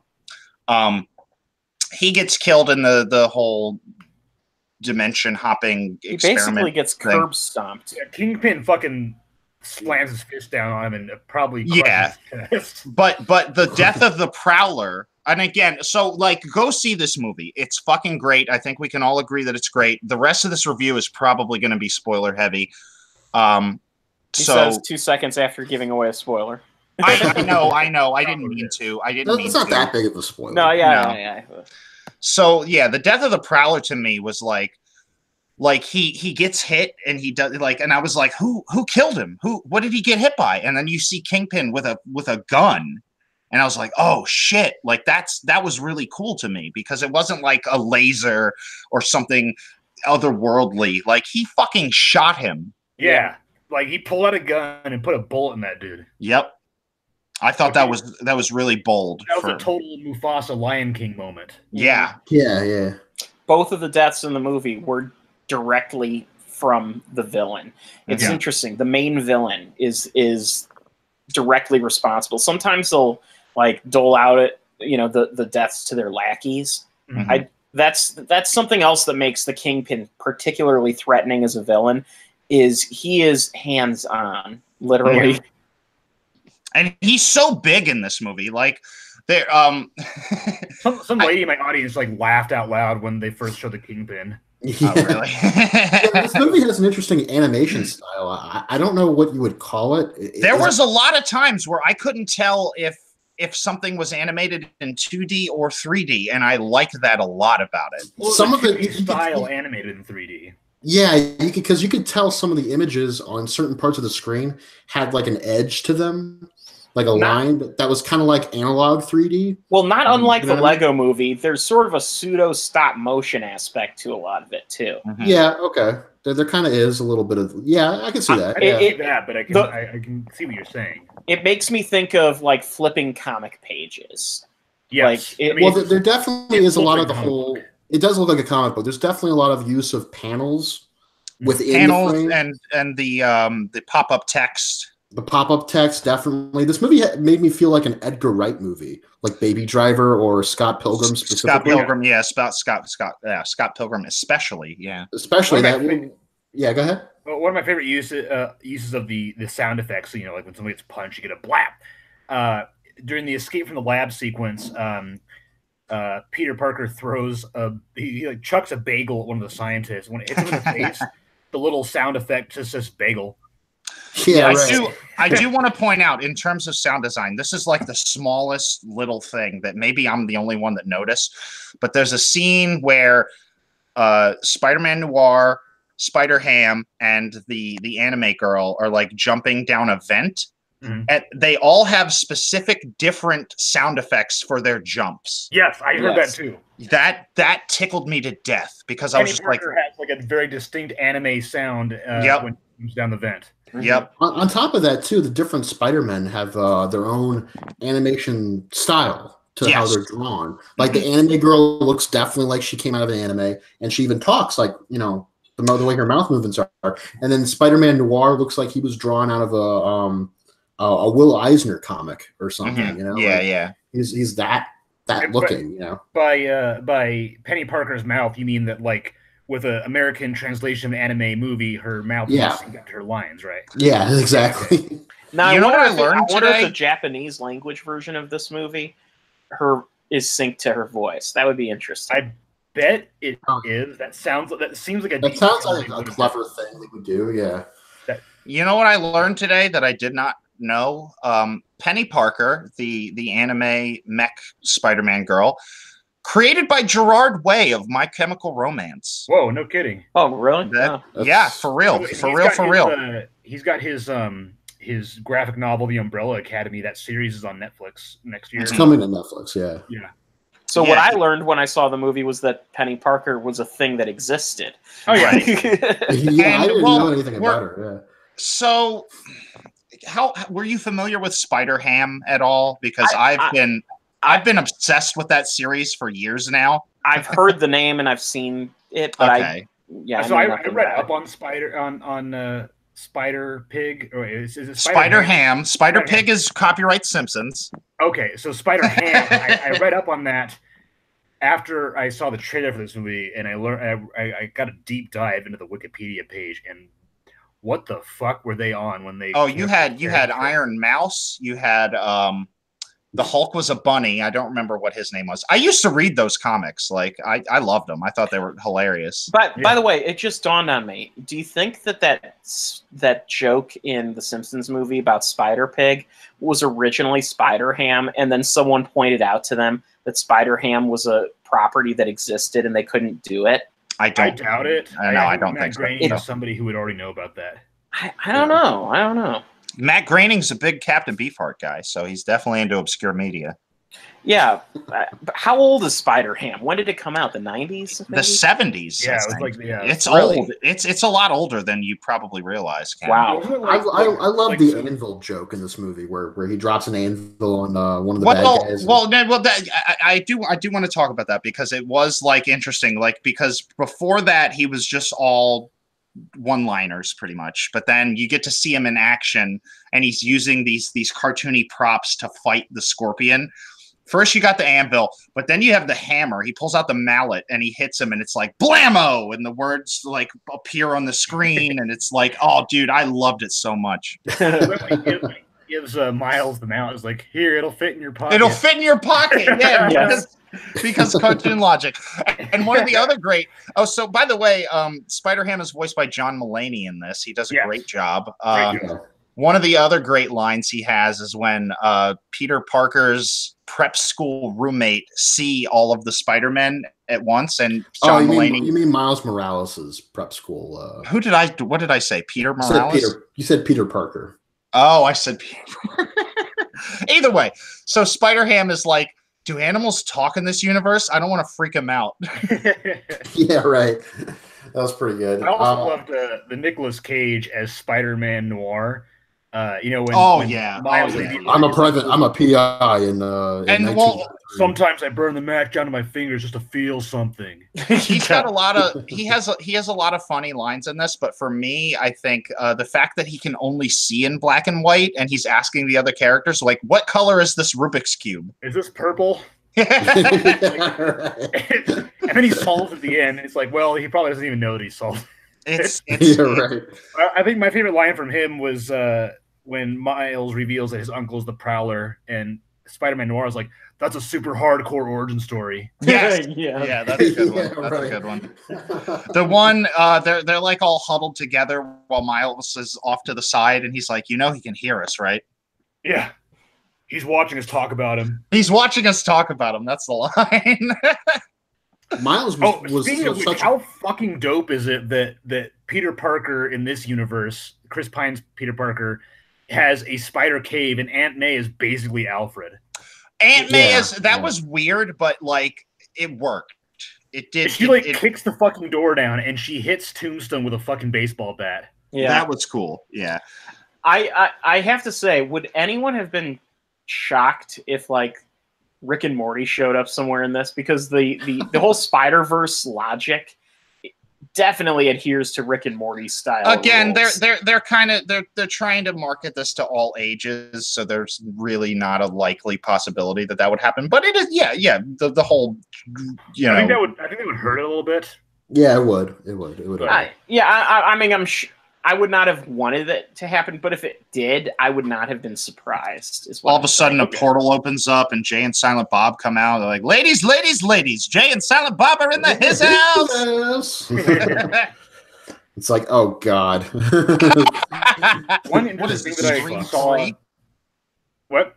Yeah, there was in Scream 3. Yeah, they were on the Miramax set. Oh yeah, you're right. That was a crossover type thing, but it was also kind of a little hint, like maybe the Jay and Silent Bob movie shares a universe with Scream, because they were taking a studio tour, just like in the movie. Jay and Silent Bob do appear in a horror movie. Which one do they appear in? Shit. Scream 3. Yeah. Okay. I haven't seen. What we were talking about in Scream 3. Okay. They're in line at a studio tour. Mm-hmm. And what's her name? Courtney Cox comes up and they say something about her, like they call her. There was a news reporter in the 90s that was Asian, Connie Chung. They're like, "Hey, it's Connie Chung," and then she gives him a finger, and yeah, they're like, "Whatever."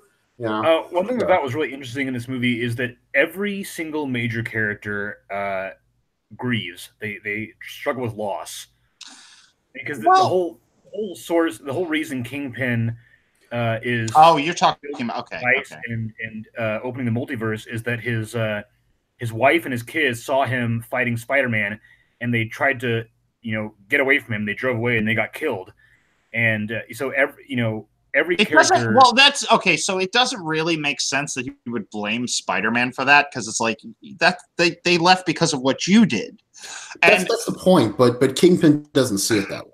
He doesn't see that. That's not really what I'm talking about, though. It's just like every character, regardless of why or how wrong that view was, like every character deals with losing a loved one.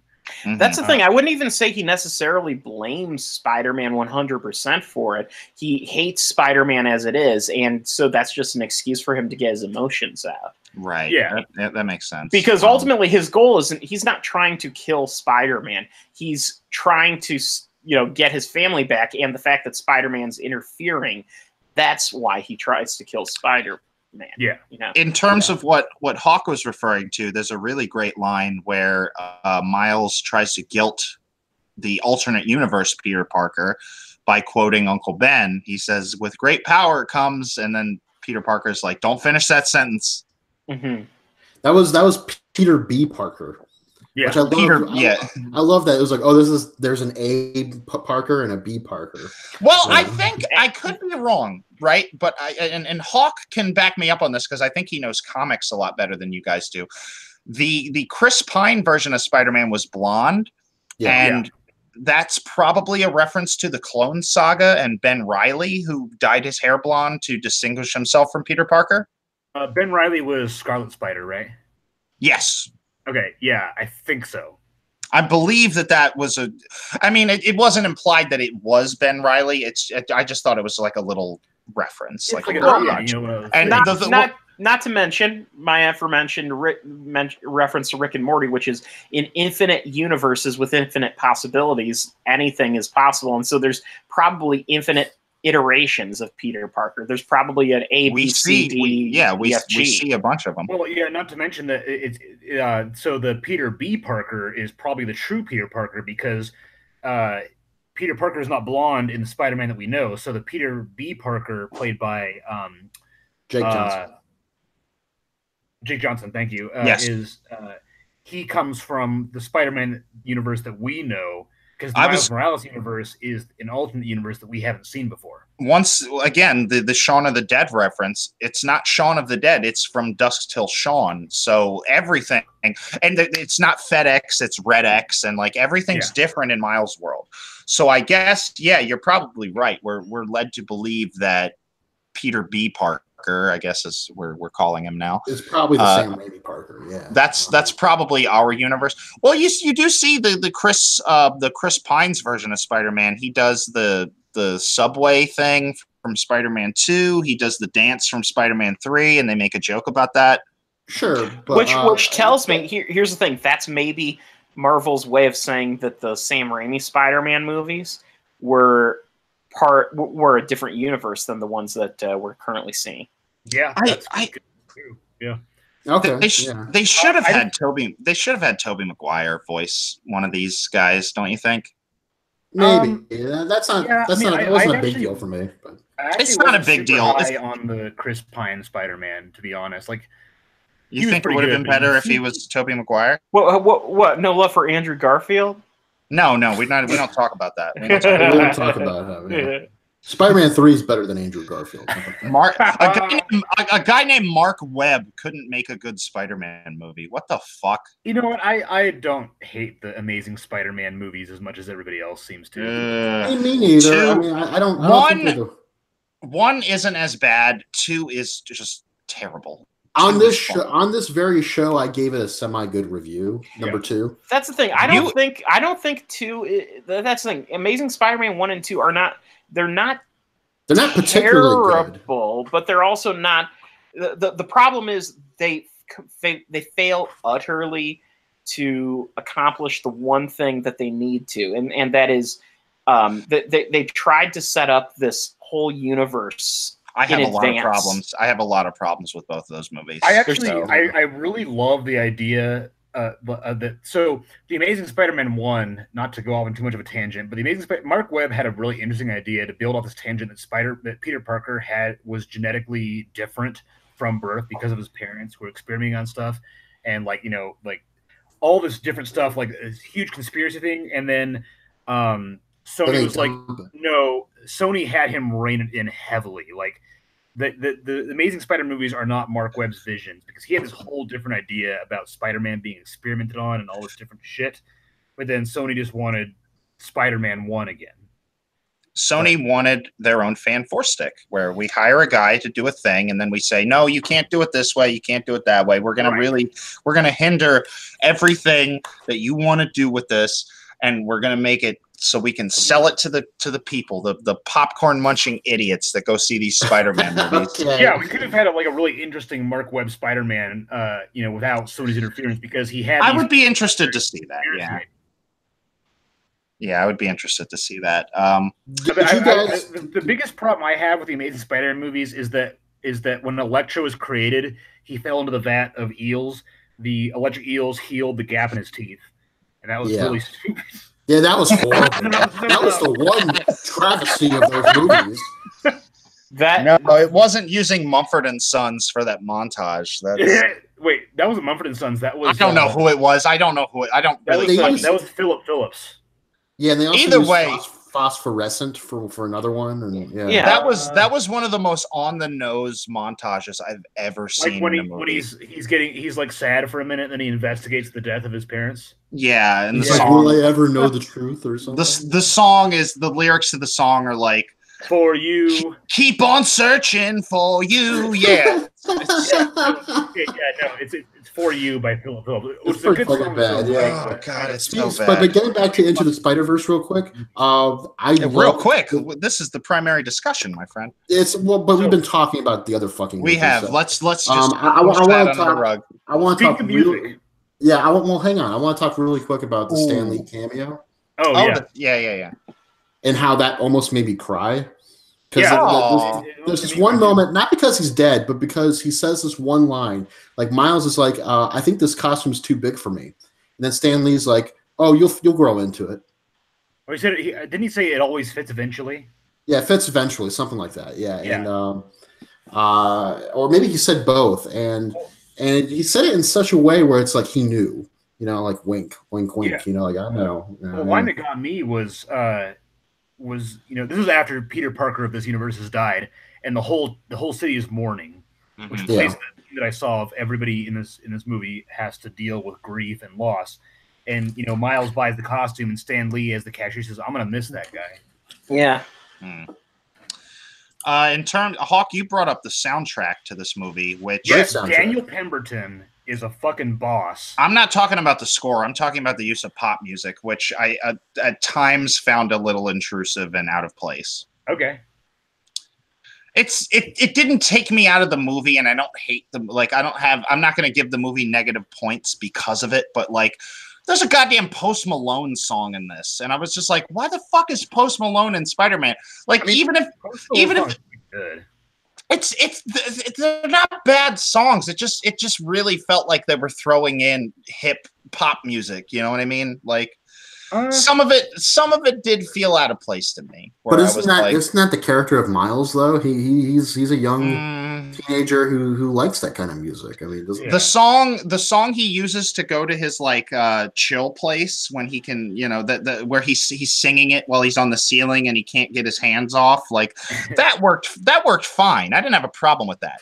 It's just some of the other pop songs they used were like, they didn't really feel like part of you understand what I'm saying, right? Yeah, totally.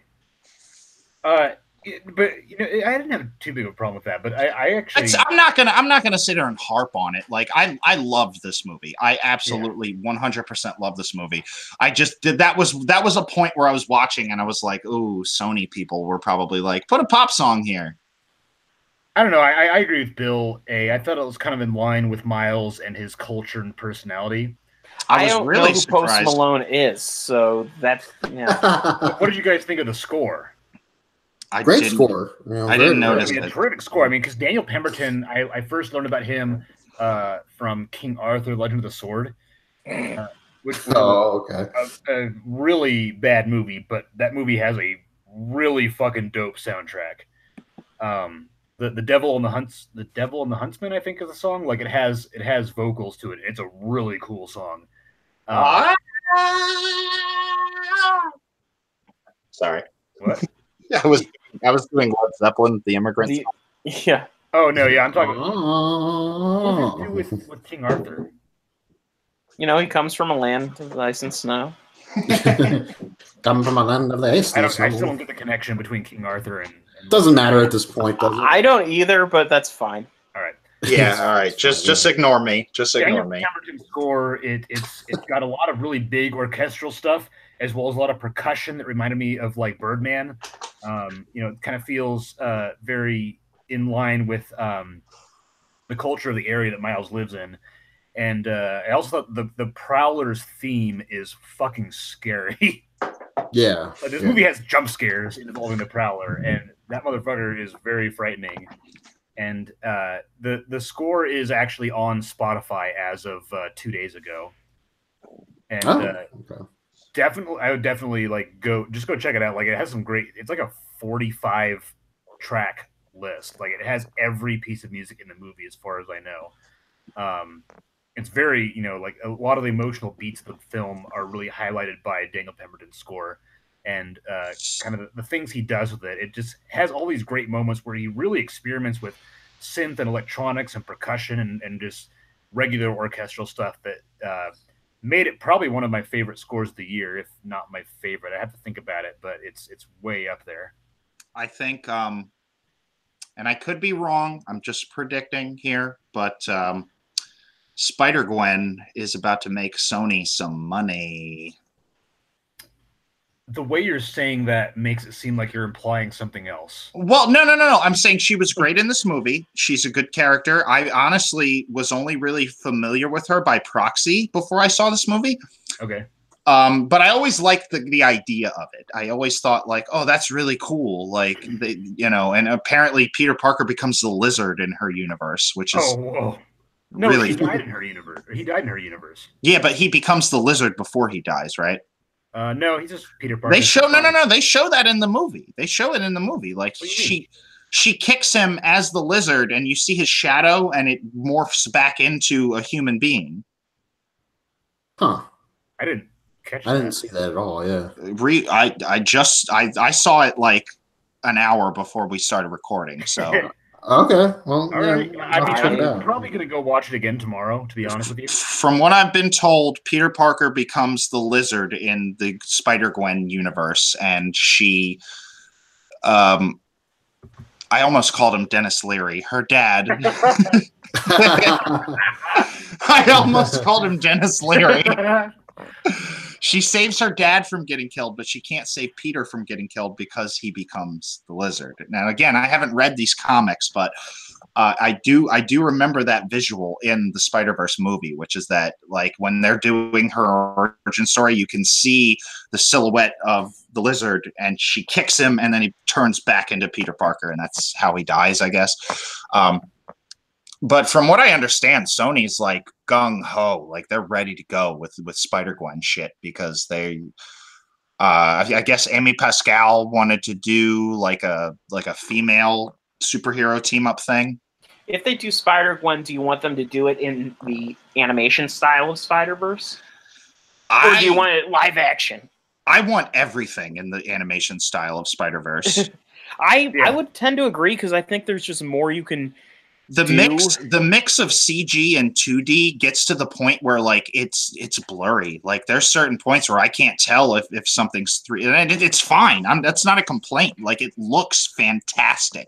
It's also really, really dynamic, and let's be honest. Take a look at a movie like a movie like this year, Black Panther. Mm-hmm. So Black Panther has a lot of really problematic CGI in it. Mm-hmm. If you're doing the movie completely in computer animation, that doesn't matter because you're only focused on the story, as opposed to when you're seeing live action next to it, you're like, oh, that's not convincing. Mm-hmm.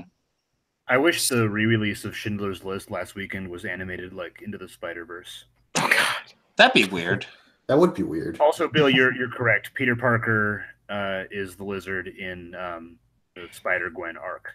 Okay.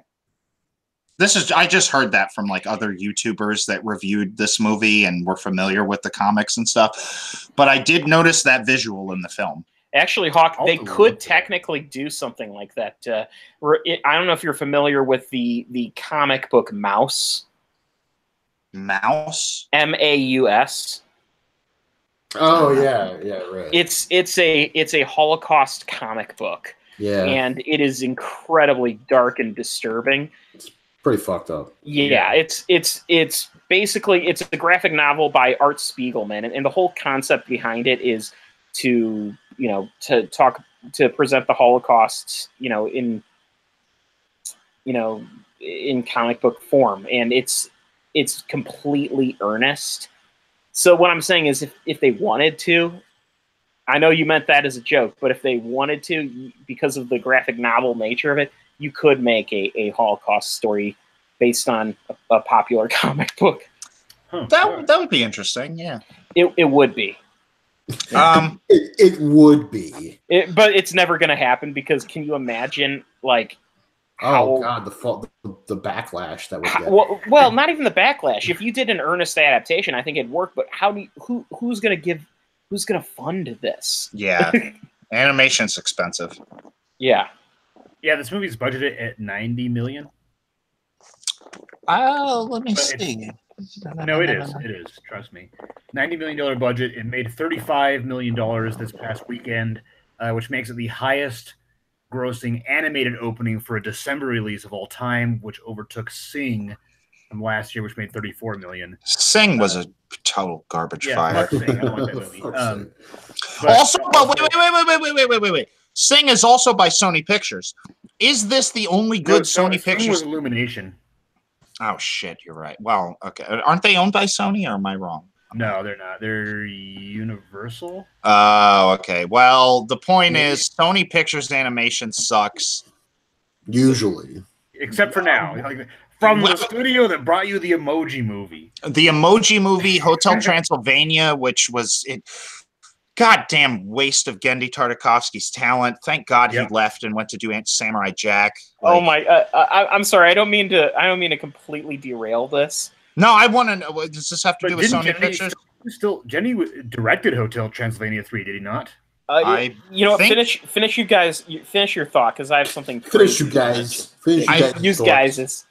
I could be wrong, Hawk, but I believe Gendy only worked on the first two. I don't think he was involved in the third one, but I could be wrong. The thing is that Sony. So for those who don't know, no, Gendy, he directed 3. Oh God! Well, they fucked him over on Popeye, and God damn it, I wanted to see that Popeye movie really badly, and I know it looked really good. I know, and fuck Sony for pulling the plug on that. They suck. They made the fucking Emoji Movie. Like, okay, so what are you talking about, Ken? Okay, so this goes back to my my aside about Mouse. I just pulled up Art Spiegelman's Wikipedia page, and right after discussing his historical importance for writing this groundbreaking graphic novel, the next thing it talks about is that he also co-created Wacky Packages and Garbage Pail Kids. Wacky Packages. Yeah, I just knew, Bill, that you would you'd especially appreciate that. Oh yeah, Wacky Packages. Yeah, this is pretty good.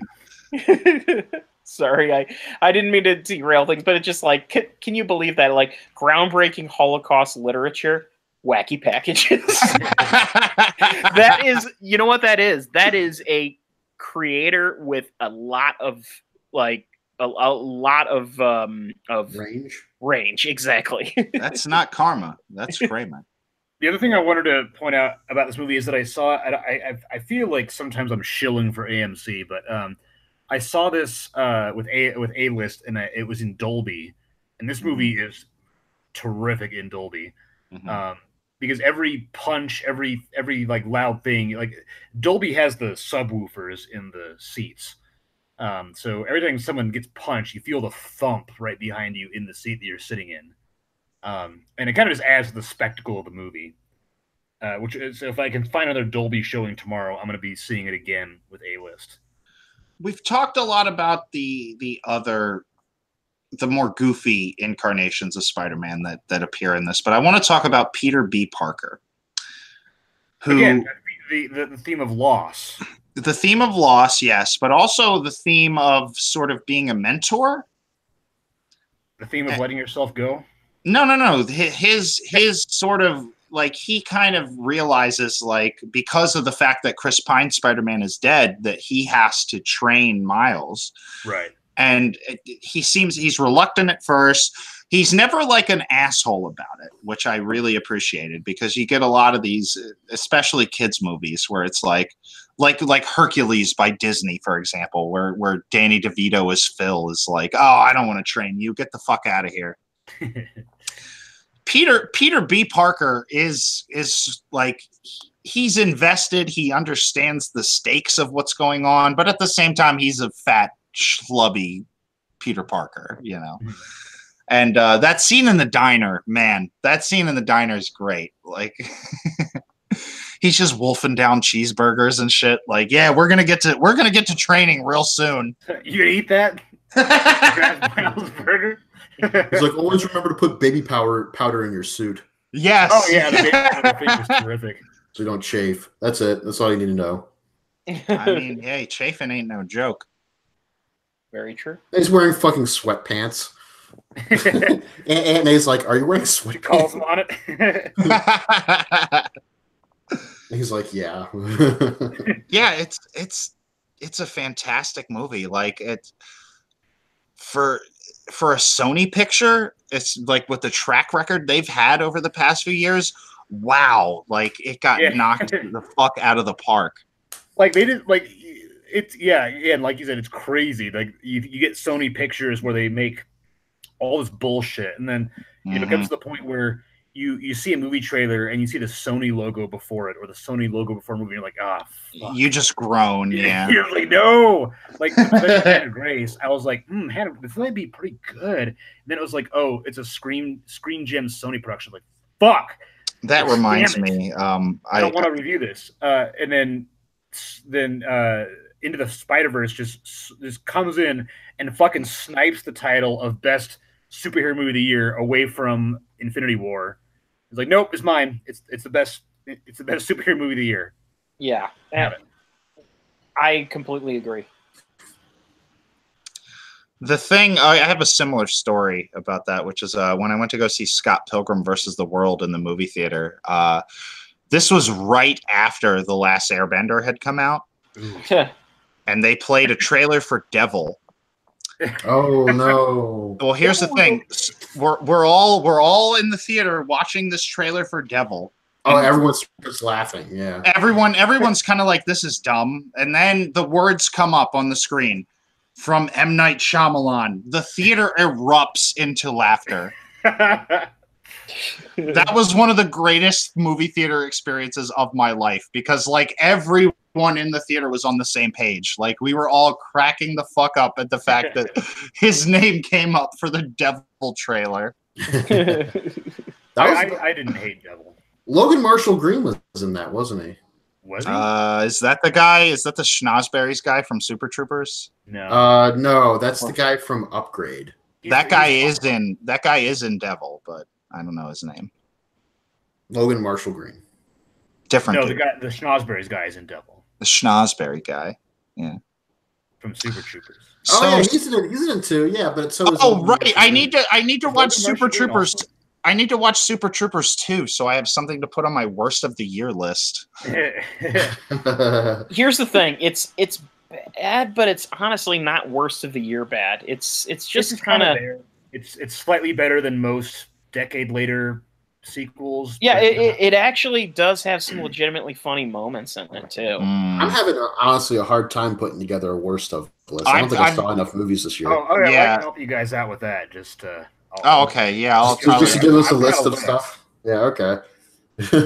I'll probably tap you up for that, because so far I've seen 16 movies, and the worst on my list is like the John Travolta one. Oh, Gotti. Speed Kills? No, Speed Kills. Yeah, not Speed Kills. Right away, I can just tell you Gotti. I should watch Gotti. Yeah, that's on my to-do list for sure.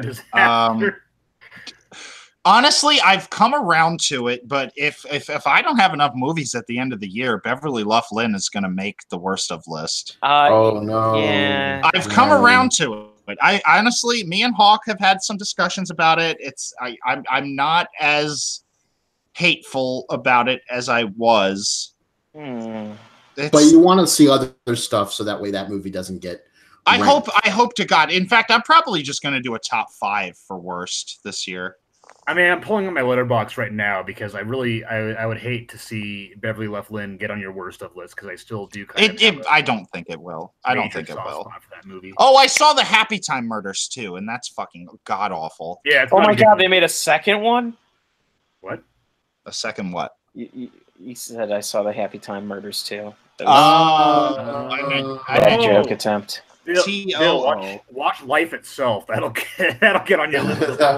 The new Life Itself, not the Life Itself is almost too amazing. It's definitely a topper, but it's a topper for all of the best reasons. It's a top, not a bottom. It's a movie I would legitimately own that movie. I might. I might own it. I don't know if I would. I had it. I went to game night a couple weeks ago, and I had an entire movie room. Game Night. I love Game Night. That was a good movie. Yeah, it was a great movie. No, but I attend a legitimate game night every week. Ah. And a couple weeks ago, I had an entire room in rapturous silence, hearing about everything wrong with life itself. Like it's one of those movies. Peppermint.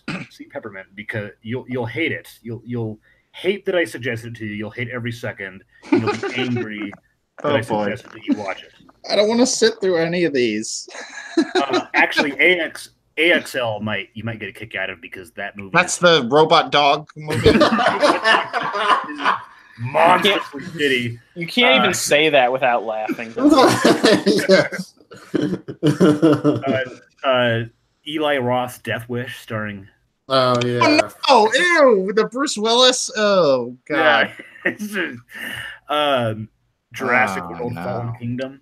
Oh, I still haven't seen that. That might be so bizarre that it doesn't make the worst of list. You know? That the movie is. I think. As bad as that movie is, the fact that somebody was like, yes, I have this idea that I have a raptor that will kill people if you fire a laser at somebody that syncs their heartbeat to the raptor's heartbeat and it goes and kills them. It's like the best crazy idea I've fucking ever heard in my life. Let's have a dinosaur attack happen in the basement of a rich guy's mansion. Yes, and they had a runway for dinosaurs in that movie. And there's a runway for dinosaurs. Like, what? What the fuck are you guys talking about? That movie is so wrong, but so right in how wrong it is. Like, I still don't know if Colin Trevorrow is trying to fuck with us. Like, you know what? You don't give me Star Wars? Here's what I'm going to write next. And, well, he also did Book of Henry. Which makes sense that he did Book of Henry. Yeah. You know what? Actually, yeah, this guy is... I don't know about this guy. He's an auteur. I don't know about this guy. I want him to keep doing what he's doing because I like it, and it sucks. Oh, man. So Spider-Ham was like my favorite thing. Okay. Is that where we cut the show? Yeah, just end the broadcast right now. Spider-Man. Spider-Ham.